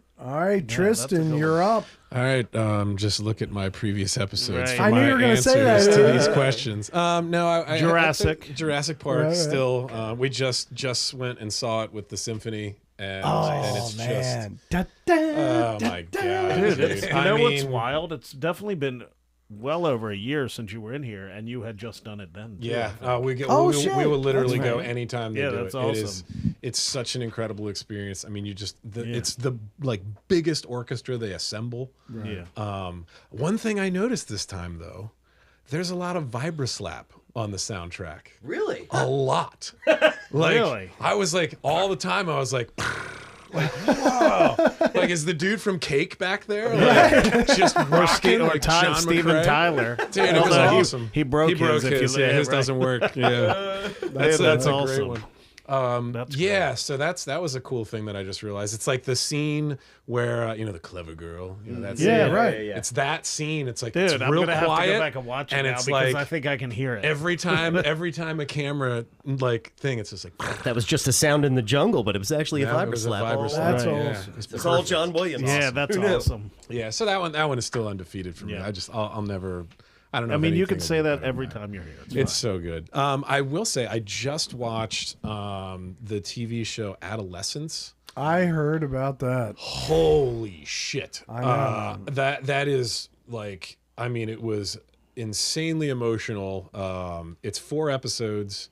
They're like an hour each episode, and it's one continuous camera shot, no cuts, no edits. And it's very prescient. It's about a young boy who kills somebody, right? Yeah, And it social basically covers media. the arrest of a young teenage kid for the murder of one of his classmates. A stabbing murder of a like classmate. that. And it was social media can't driven watch it. or something. Yeah, social weird media's or, got a you little know. bit to It'll do with fuck it. me up these days. Gotta And escape. it is so intense and just absolutely incredible. And I mean, there were some things they did visually in that I'm watching it. I'm going, how the fuck did they do that? You know, I mean, it's one Because camera it's shot. one camera no, shot. and I mean, like, there's this point where like Each episode is one shot. each one is one continuous camera shot, Really? an hour long. It just continuous- and I mean, one. there's No edits. dialogue and acting and everything. Yeah. It's all done. They in did one that shot. on that show, The Studio, too. A bunch of that is all Yeah. single camera. Yeah. So, like, and there'd be like 25. Now, it's not the entire It's not episode, the entire episode, right? yeah. But this is, Yeah. I mean, this is One stuff. shot. I mean, the first scene, it's like it's the cops getting ready to go in and raid the house where the kid is, and it's like you're outside, you're next to cars, and the cops are talking about what they're gonna do, and then they get in the car, and then all of a sudden you're like moving with the car at high speed into the area. They stop. So you is get it out, and kind of like documentary style? not at all. No, It's no. yeah, Like you're a just fly on the wall kind exactly. of shot. Fly on yeah, the it's wall. a fly on Right, the wall. right. It is What's that on, incredible. Like you're not part of the. It's on Netflix. That's wild. Yeah, I guess Is it's it on Netflix? Netflix. Yeah, it's a British show, so and the accents can be pretty thick. And I don't know the actors' names, but I do know the guy who plays the father of the kid that's accused he was in the movie Snatch, which is also one of my favorite movies. Right, He played Tommy in Snatch. Okay. If you guys know that I movie think I at all. can picture Yeah. who you're talking about. Yeah, Scared of them. yeah, exactly. Dags. Yeah, before the Germans get here. Yeah, so that I highly recommend that. It's absolutely incredible. I just was told about this show like last weekend and just started watching it. I am a huge fan of cartoons. And there's an adult cartoon that's out, and it's called it just went out of my head. Big Mouth? No, I love Big Mouth. Oh, I man, just Big heard Mouth. of this. Big What Mouth you're is gonna great. say? Highly recommend Big Mouth. But this is called Common Side Effects. It's an Adult Swim thing, might and be- basically the premise of it is, dude goes down to Peru, discovers like this mushroom that can basically cure pretty much everything in the world, and he's like getting hunted by the DEA. He's got like pharmaceutical companies running after him. This like, is made for me. dude, Like, I it love is this. fucking amazing. All right, It's that so good, and it's so dark, and it's super violent. And I was like, what the fuck? What's it called? It's called Common Side Effects. Really recommend it. And I think it just got renewed for another season. And the person that recommended this to me, she didn't even like hit me over the head with the big thing, the big draw for me. It's fucking Mike Judge. Oh, wow. Yeah. That makes sense. And I was like, Right. as soon as it started, I was like, oh shit, Mike Judge is involved here. And then like the first voice is like, oh, hello there. Oh, my God. Oh my God. Like, Yeah. So oh, it's I love this. the animation style. Yeah, That's it's how you- kind of, yeah, it's sort of But similar. you knew it was Mike Judge immediately. I knew it was him immediately. That's Yeah. wonderful. I So can't good. wait. Yeah, I'm gonna watch that. That one, Yeah. and I think I said his other one that I watched was Tales from the Tour Bus. Watch that if you haven't seen that. All right, I that will. one is phenomenal. And that's Mike Judge. That's Mike. And Judge? that's a Oh, yeah. documentary style, and he basically, the premise of that show, I think it was on FX. The premise of that show is he goes and he finds all the people that were out on tour with the big act. That's fun. And so the first series, it's 2 series. The first series is all outlaw country, and the second series is all funk. And so the first series, it's like George Jones. There's a But George that's Jones not episode. animated. It's all animated. Oh, really? So he interviews Oh, all the Jesus. people that were in like George Jones' band and on the tour bus with him, and he sits down and he animates their stories What? and animates their interviews. That's awesome. Dude, it's fucking phenomenal. Yeah, The Jerry Lee Lewis one is like all the outlaw country ones. It's just like countdown till a gun comes out, and then like somebody gets shot on the bus. You know, like every episode. You know, like it's just incredible. And the funk one, it was like countdown till a gun comes out and someone gets shot on the bus. So funny, like it's right. incredible. You know, there's like James Brown one. There's a Rick James one. You know, I mean, there's dude, it's so good. That's awesome. Yeah, so good. It's so relevant for this audience and this podcast. That's awesome. But yeah, check those out. All right, I've talked too much. All right, Ryan. All you're right. up. They were great new picks there. Yeah, man. Those were good ones. haven't seen I'm a not lot. going to be as interesting because Oh, I don't believe that, Ryan. I don't. Well, you never know. I like TV and movies. I think it's wonderful to watch. But Has any of them ever spoke to you through your life? sure, a couple here and there. I more or less turn the TV on, so it's on. Right. But I do have a couple things. I mean, if I'm desert or stuck on an island, Star Trek: The Original Series and MASH. All right. I'd be good. Suicide is painless. I would be good with both of those. Movie-wise, I have no idea. Wow. Okay, so you're. But I'd be fine with those two. and You're did you go? You're not a Next Generation guy. I can't. I tried. I really did. My brother is, but I You should, tried. because Jess and I played a game and we watched it on Netflix. Is it Netflix that's on You there? played a game and you Paramount. So is it on? Paramount Plus, I thought all the like It's on the Paramount. Picard Oh, the Next and Generation. shit? We rewatched it because she grew up. Her dad loved that show. But when you turned it on, it used to be on Netflix because you know how they would have like the rating and it would say like, well, it said sex and fear. And we were like, what the fuck? So like what we would do is like we weren't drinking, but we would kind of like play a drinking game and we would call it sex, fear. Like anytime that stuff popped up, and it's kind of a fun game because you'd be surprised Wait how a minute. many Do sexual all of the episodes say sex and fear? sex and fear. Really? And it's legit. That's interesting. You So can like find- something happens. Even if there's like a little space cleavage, sex. Right. You know what I mean? Duck on It's the like spaceship, man. I mean, what Yeah. the hell's going to happen? Well, that's an awesome. interesting. Yeah. So go ahead. I'm going watch to it. revisit the Next Generation. No, I was always a fan of Commander Troy, dude. Like, she was great. She was awesome. So Ryan, were you didn't roll with any of the Trek movies? Like, I do like the Trek movie. all right. The original one. Yeah, original right. ones. Like Search for But Spock. What about Wrath of even- Khan? I mean, even come number on. Wrath of Khan, Search for Spock. right. The new ones are good. Oh, yeah. The newest one, I didn't like the Next Generation themed ones, Of but course. the latest ones, Like the last three, I think Chris it was. Pine, It was Into Chris Darkness. Pine. Yeah. I love those. Yeah, Yeah. And now, I really I can't think of his name, but the guy that played the new Spock, Yeah, Zachary Quinto. he has come out and said he's trying to encourage the director to make the fourth. Like Good. he's like, I I thought want to come Tarantino back. wanted to make the next That one. he did briefly, but it's not. I don't want to it's see not gonna Tarantino happen. to make Yeah. one. I don't know. Right. Yeah, right. I mean, it'd be interesting, yes, and Yeah. I would definitely watch it. Yeah, I'd I would watch it. still watch it. It would demand to watch it. Right. Yeah, I mean. So Ryan, you would be MASH and violent. Star Trek. It Anything would be the else? Star Trek I violence mean, that's you've fine dreamt if of. that's I mean, I eat Family Guy and your I usual love Big Bang Family Guy. Theory. I'm a big fan of Big Oh Bang my God, Theory. we're re-watching that for like the fourth or fifth time. I was gonna right say, now. I've seen like, it- we just seen blow through so it. many I love times. It. It's so good. But those types of Yeah, shows. well, But I that's don't good. really. Yeah, that's That's about good it. stuff, buddy. I appreciate it, man. I mean, That's great stuff. Yeah, occasionally people come in. One gal came in and was like, "I don't watch anything." Julie. No. It wasn't Julie. Julie, I've never met someone as emotional as Christ, she can't handle it. Oh yeah. I mean, for Christ's sake, like, Genuinely, and right. Jamie showed her. She's like, Jamie showed me this show, Orange is the New Black. I'm like, holy shit! That's the I worst said, thing you well, can what show, the? Yeah, she lost sleep. Yeah. Watched. Thinking of what would happen if she went to prison. Right. I said, God damn. She's like, I'd So- have to get a tattoo. I'd have to punch somebody out. Wait a minute, I can't do that. She's what- like, the very first night I'm Like, there, I Jamie's have like, to hit the it's a biggest TV person show, there. man. We're like, you're all right, Joe. Just It don't was- kill It anyone. was great. Right. But yeah, great picks, man.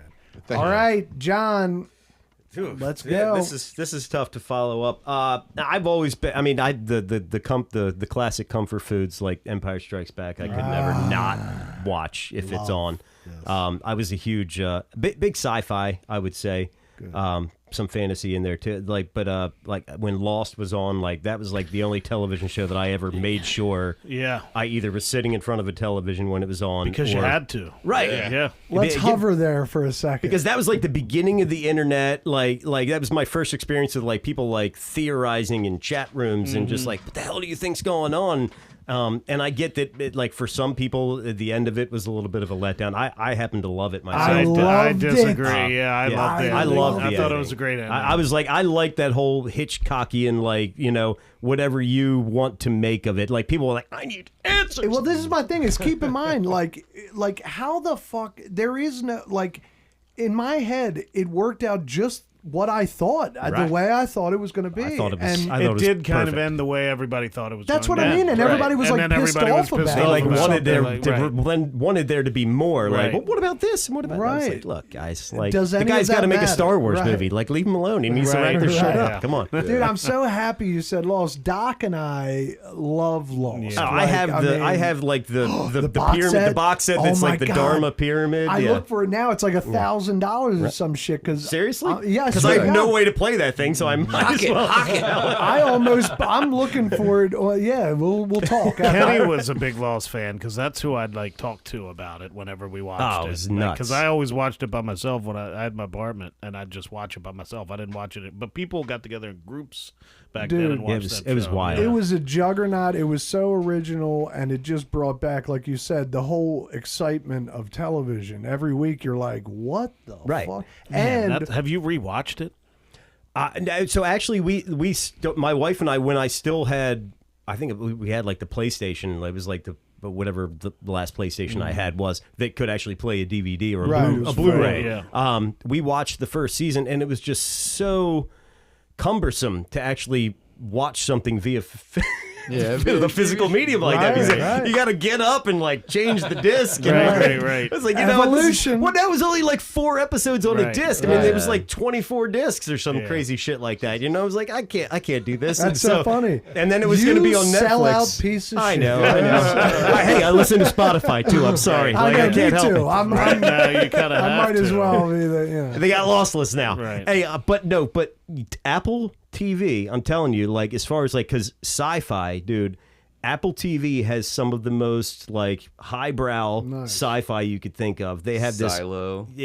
Silo. Foundation is based off of these Isaac Asimov books, and it's I know that name. Yeah, it's insane. I mean, it's one of the there's so many concepts in that show that are just like, to me, like I'll just laugh out loud. My wife's like, "What?" And I was like, how the hell do they think of that? Well, no, they based it on a book by Isaac Asimov. That's how, you know, but there's, I mean, just like, it takes place thousands of years in the future where they don't even remember what like Earth was anymore. Foundation. It's fantastic.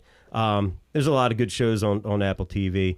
The new Dune movies, I thought, were, my God. And that's a cinematography thing for me. Like, you know, what I love, like when you can tell that somebody put a ton of thought into every single detail and the way that a scene is framed and everything Denis like that. Villeneuve, that guy, the director of that movie, makes awesome. Artistic Every movie that guy has made unbelievable. is unbelievable. I love the overall casting. Let me ask you this, they did a great John. job. Did you? Yeah, definitely. Did you? I fucking loved the series, Dune Prophecy. Did you see the series? I had not watched that so yet. Listen, HBO, right? Yeah, HBO. Right after Dune 2, HBO did a series called Dune Prophecy, and it's renewed. And I was like, when I first heard about it, I'm like, it's cool. But it's about the history of the Bene Gesserits and how they got started. And dude, I fucking almost love it better than the movies. And I love the movies. No. Dude, did you see it? Yeah. I watched it. I mean, I fucking loved it. It's great. Like Cool. It was just, and it's building. I need a 3-hour movie. Yeah. Well, I mean, like I haven't rewatched it. I've watched the movies many times, but I just know that I was pleasantly surprised at how ice the show was. Yeah, Like, it was good. Cool. Dude. Yeah, I'll check it out for sure. Yeah, man. Great pools, gentlemen, and great fucking songs, great band. And do you have any? Well, plug your show, plug everything that you can here. So I have a YouTube channel, and it's under Mark Hopkins Music, and there's a bunch of gear geekery. I do a gear demo once a week. And I have a podcast / it's kind of like a YouTube show that I happen to put up on Spotify and Apple Music and stuff. It's called At Home with Mark. So it's all music-based conversations. This past episode I had on the guitar tech from 311, Tom Woodrum. He was an amazing guest. I've had a ton of great people on, everybody from like Josh Scott, who owns JHS Pedals, to Dave Cruson, to Charlie Hunter, to Rob Harris. Lots of really great guests. I don't know how it's happened. They talked to my white bread ass, but do you know Matt? Chris, can you? What's your boy Matt's name from Hat and Hair? I don't know that. Is that a band? Yes, Did I they're a just turn bluegrass myself? band. He makes. He has a company. His pedal company. He has the company that does pedals. Yeah, he's the bluegrass band guy. He makes these slick ass pedals for bluegrass style instruments. Yeah, he plays the dobro. Yeah, Right. They've been in here. Oh, okay. He talks about it Yeah. on that episode. Yeah, if you watch his episode, Yeah. I think he linked to his company or whatever. Yeah. He's a gear dude. Yeah. Oh, okay, cool. And he sells it in that world pretty good. Yes, I think. yes. Yeah. Okay. Yeah, so At Home with Mark, YouTube, Mark Hopkins Music, Instagram is Mark Hopkins Music. I generally post once a day some stupid stuff. I just post a bunch of random funny comedy stuff sometimes in my stories, but like I try to do this thing a couple times a week I call 5 p.m. cranking amp, where as soon as I shut my laptop, I just turn my camera on and like crank the fuck out of my amp and just play for a minute. Nice. Just improvise for a minute. And I've been doing that for a long time, probably since COVID too, but I don't know. That's about all I got going on. And then, Mark Hopkins in the Pretty War. If you want to find out more about what we're doing, generally speaking, hit up Instagram. But we do have a Facebook page where I'll post dates and stuff that we're doing. And they'll be on our calendar also. Oh, right. And then this band right here is playing the cat, like this actual band, Tristan, Ryan. Well, remember, Jono. November 10th is when this episode will drop. Oh, okay. So, but You'll we'll be at McFalls on November 22nd. Yes. Thank you. Thank you, Davis. But we're Somebody's keeping playing track here. we're playing at the Cat's Eye on January 3rd. Oh, nice. We'll like have that. this band, and that'll be a really fun show. But I'm Yeah. hoping Yeah, this it's band's always gonna fun to see them. Yeah. See a band at Cat's Eye. totally, man. Well, But check it out. Yeah. Wait till you guys see this fucking episode. This band is hot. Like you guys are fucking great, and Yeah, the that's songs were great too. I didn't get into it too much, but they're great songs, man. Thanks, I man. mean, That was my major at Berkeley, was songwriting. and you guys peaked. I'm telling you, like I'm an old fucking jam head. I'm up there. You guys peaked twice, and Yeah. it was incredible. No, that's awesome. No, there are some things because this episode is today is November 10th. Yes, it is. So we Yes, got it November 14th at the Auto Bar. We Oh. have Fog Hound with Gravedigger's Biscuits Yeah, baby, my original band's playing the Auto Bar. and Moon Hell Singer. yeah. It's great. That's Yeah, a 3-bill Moon shot. Singer, Yes. that's right. November 22nd is Chris's Sharp Dressed Man. Important. Sharp Dressed Man holiday party. All the benefits, all the proceeds go to Sharp Dressed Man, which is Right. Chris's. Incredible charity work. Yes, it's awesome. And there's going to be table games, music. That's at the Baltimore Streetcar Museum. That's a cool. Oh, nice. Oh, that's yeah. a cool I've been there party. before. It's a cool Yeah. place. That's a cool place. And it's Chris Schafer. It's like class as Yes. fuck. Like there's a bar in the streetcar, and there, like Yeah, he's yeah. got it all. It's- That- I know him. He's a cool dude. He You let me got a borrow a bunch. suit Yeah. once. Oh no, that's what he does. he's a great guy. He's a great guy. Great guy. He he's got his store in Manhattan also with his guy Casey Rowe, who just made Stavi this all white suit. And they've been waiting for Stavi to post pictures of it. And today he posted his tour poster for his new tour that starts in January and goes through May. And he's wearing the suit on Nice. both posters. I Hell was like, yeah, dude, dude. he fucking put it on his tour poster. It's awesome. That's killing. Auto Bar, Whiskey Feathers and Feather and Flask are playing November 20th. That's Nice. Both bands are veterans of the lounge. Yep. Check out their That's going to be a good episode. shot. Love Riot, which is a band from the 90s, are reuniting and playing at the Creative Alliance. And that's that November woman, 21st. right? Lisa Matthews. She used to Yes. host Young at Heart on WTMD Yeah. on Saturday Yeah. mornings. Oh, right. Yeah. This is a band she had in the 90s. The last album they put out was 99, and she's putting the band back together, and they're playing an opening show at Creative Alliance. Then they have an album coming out in the spring, so that's going to be cool. I think we're going to try to get them in here to discuss that. But she does a lot of voiceover work and stuff. She Oh, does, cool. And she's in a band called Milkshake, which is a kids band that was nominated for a Grammy. So That's that's going to be awesome. cool. And then you are going to be at McFall. You're going to be at a bunch of places, but that week you'll be at McFall's. Solo. Yep. Nice. Tristan, you got anywhere you want to plug? Oh man, I'm just gonna be spending my time between Baltimore and the beach. Well, wait, you're going to be doing a dual bill New Year's Eve, right? Yeah, we got a New Year's Eve show. That one might be sold out by the time this. No, we're playing at the Listening Booth in Lewis, Delaware. It's a really cool if it's venue. not sold out, get tickets now because it will be. Yeah, absolutely. That's going to be really fun. That'll be Lowercase Blues and Sweet Lita together. And then we've got some cool stuff. November we've got the Shell Shocked. Yep. The big Oyster Fest down at Fager's Fager's Nice. Island. Nice. And that'll be a Lowercase Lita show. Yeah, That's awesome. That's on there. Yeah, so just check out the websites, sweetlita.com and lowercaseblues.net. That's And where you'll find me most. And the 7 episodes of Tristan on Sanity Lounge. Yeah, you can always yeah, research find any information you need. You want to hear a fish anecdote? Right, It is that's cool right. because we haven't really talked about the same things. It's awesome. Yeah, Like, try we to learn keep it something fresh. new about you Yeah, every well, that's time why you're I on, keep man. trying to, Except Jurassic Park, which is fine because that's part of the movie. That's- we don't- And Brigsby Bear. And Brigsby Oh, Bear. yeah, you gotta watch right, Brigsby. right. Yeah. God damn it. Yeah, that movie. Oh my god, it's so good. I I keep up saying it last time. every episode. I'm like, I got to compile a list of everything everybody said, and I keep forgetting. Right. All right, Ryan. You got any place you need to plug or any? I have no places to plug. All right, I'm brother. sure I have gigs coming up, but I don't know. Any when they are. social Without media? a calendar in front of me, I have no idea. Oh, yeah. He doesn't need followers. That's all right. That's all right. All right, John. Let's get to John here. John, you go ahead and plug. Obviously, I'd be happy to sit in with Mark anytime he'd have me do so. But November, I know we have a big Kelly Bell Band show with Jawworks at the Record Theater. November 29th. I think it's the Saturday after Thanksgiving. So that should be Nice. That should be a lot of fun right there. That's Kelly good Bell show. and Jawworks. Yeah. Oh, that's going to be a nice Old show. 90s party. Yeah.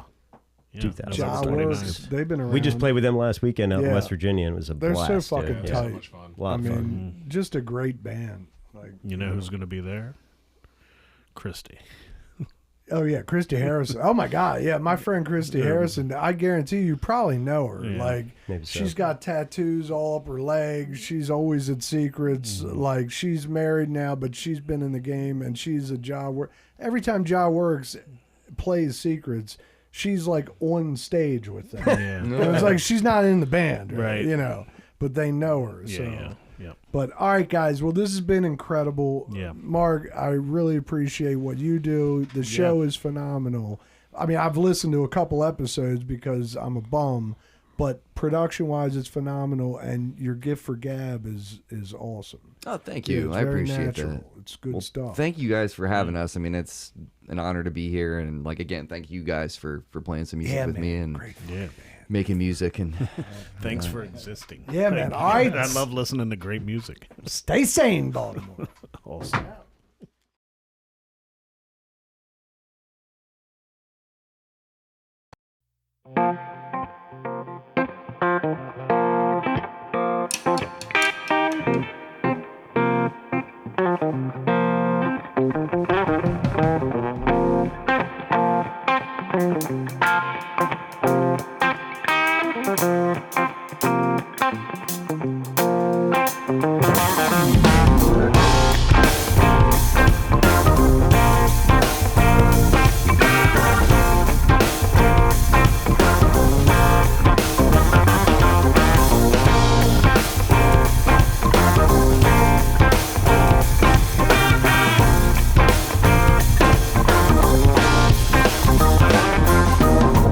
My way to city Lord, fresh off the rebound train.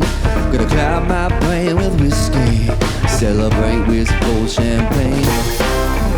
Oh, stand when even woman could not tell the truth. With a body like hers, she was sweeter than honey, and I can't control my sweet tooth.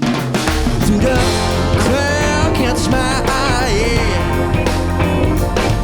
I tapped you with a pistol on your thigh. My mind is, well, my mind is dirty like my dishes. What's your name? What's your name? What's your name? What's your name? What's your name? What's your name? What's your name? What's your name? What's your name? What's your name? What's your name? What's your name? What's your name? What's your name?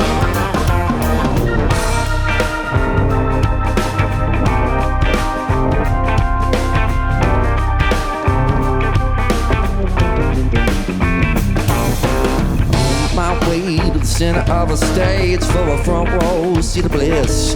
With your high-heeled shoes and your skirt so tight, I can never resist. I'm a sucker for a tan line and those natural imperfections. With your own that stage up the pole so high, got nothing but bad intentions. But can your kiss upon my lips?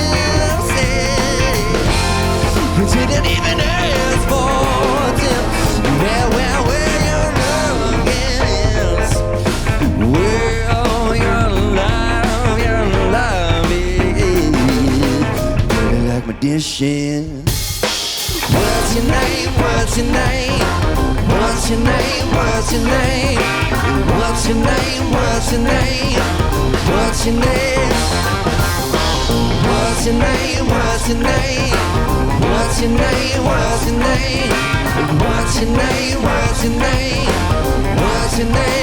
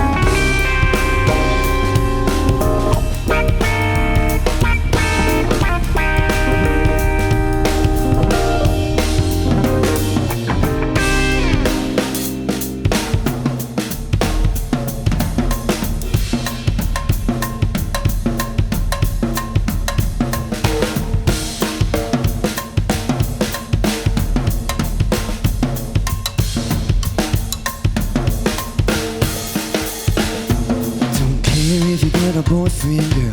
Don't care if you got a girlfriend. Don't care if you got a boyfriend, girl. Don't care if you got a girlfriend. Don't care if you got a boyfriend, girl. Don't care if you got a girlfriend. Don't care if you got a boyfriend, girl. Don't care if you got a girlfriend. What's your name? What's your name? What's your name? What's your name? What's your name?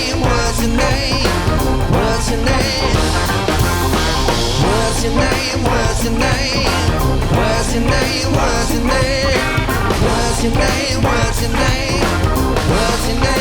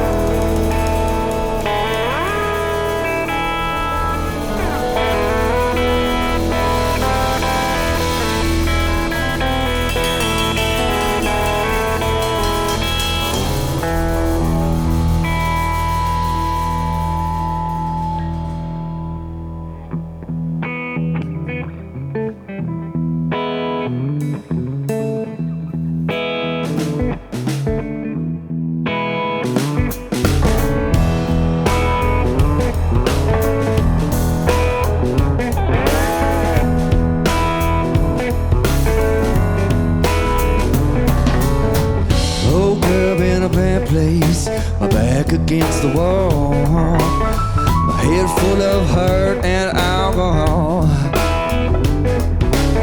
Spent all my greenbacks on a dame from New Orleans.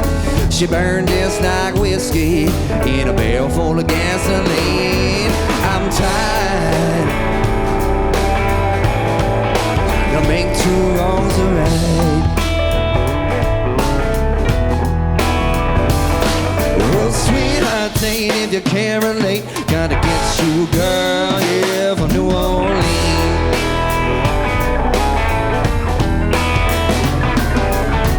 Been out all afternoon, throwing snake-eyed evil dice. No one can tell about this bar, you girls wearing skirts so tight. Next was about love, but an offense upon my face. It was a man, he had a plan. It was my life he wanted to raise. I'm tired, trying to make two wrongs right. Well, sweetheart, if you can't relate, gotta get you, girl, yeah, from New Orleans.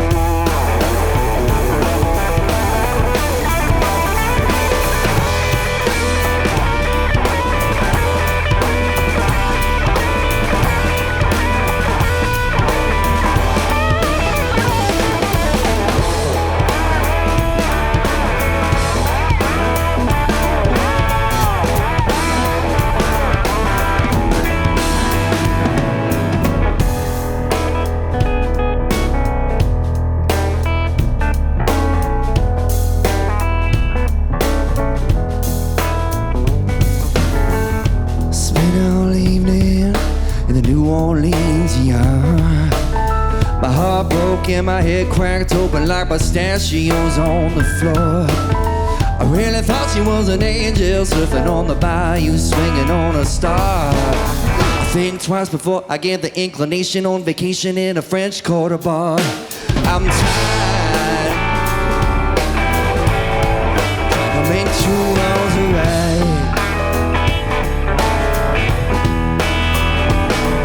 Was a sweetheart thing if you can't relate.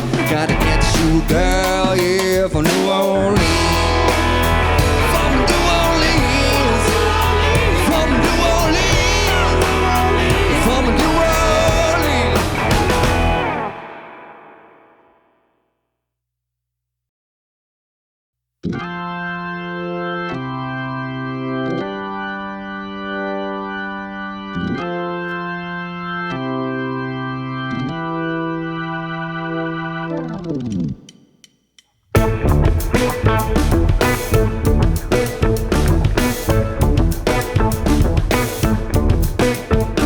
Stronger than he thinks he is, but hate he gets he never gives. Measures all his wins and success, avoiding negativity, avoiding negativity, avoiding negativity.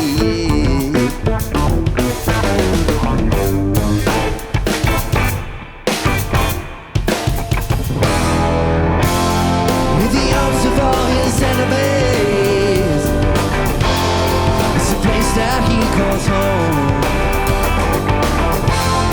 In the arms of all his enemies, it's a place I never known.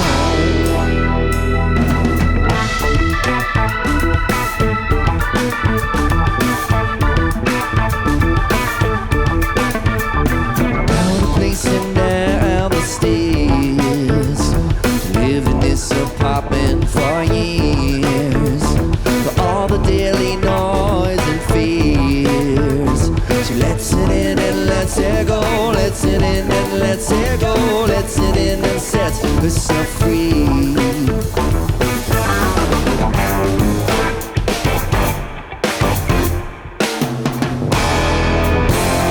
With the arms of all her enemies, it's a place that she calls home.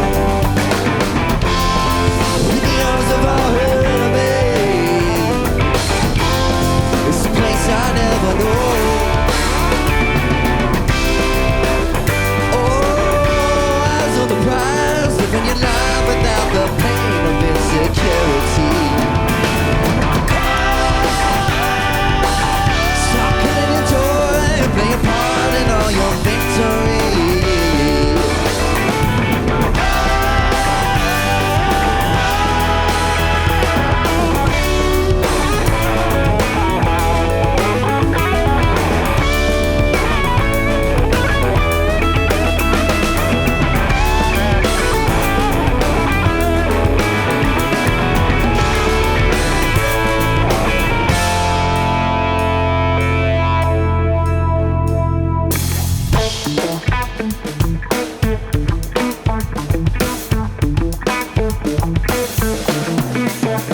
Somewhere we're together, feeling how about you? Against the gloomy weather, light shining through, light shining, shining through, light shining through, light shining, shining through, light shining through. With the arms of all our enemies, with the light is shining through. In the arms of all our enemies, and I'm waiting there for you. The light is shining, the light is shining through. The light is shining, the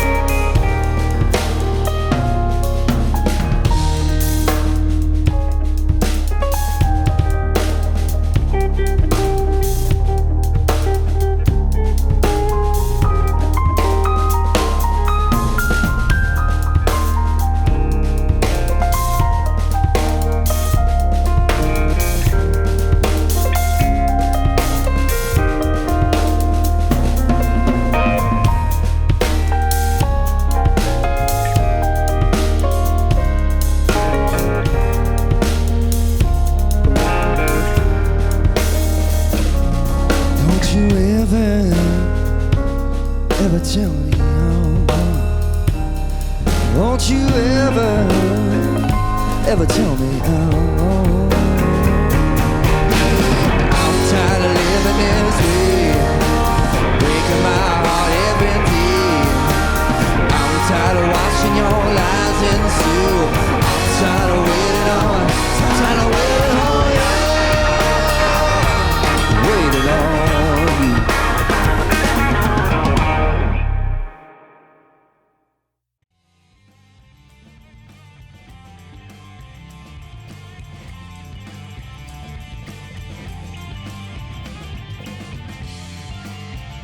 Thanks for listening, Baltimore. You can find us at www.sanitylounge.com or on Instagram at sanity.lounge.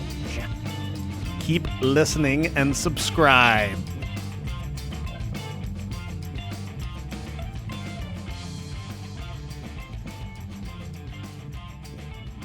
Stay sane, Baltimore.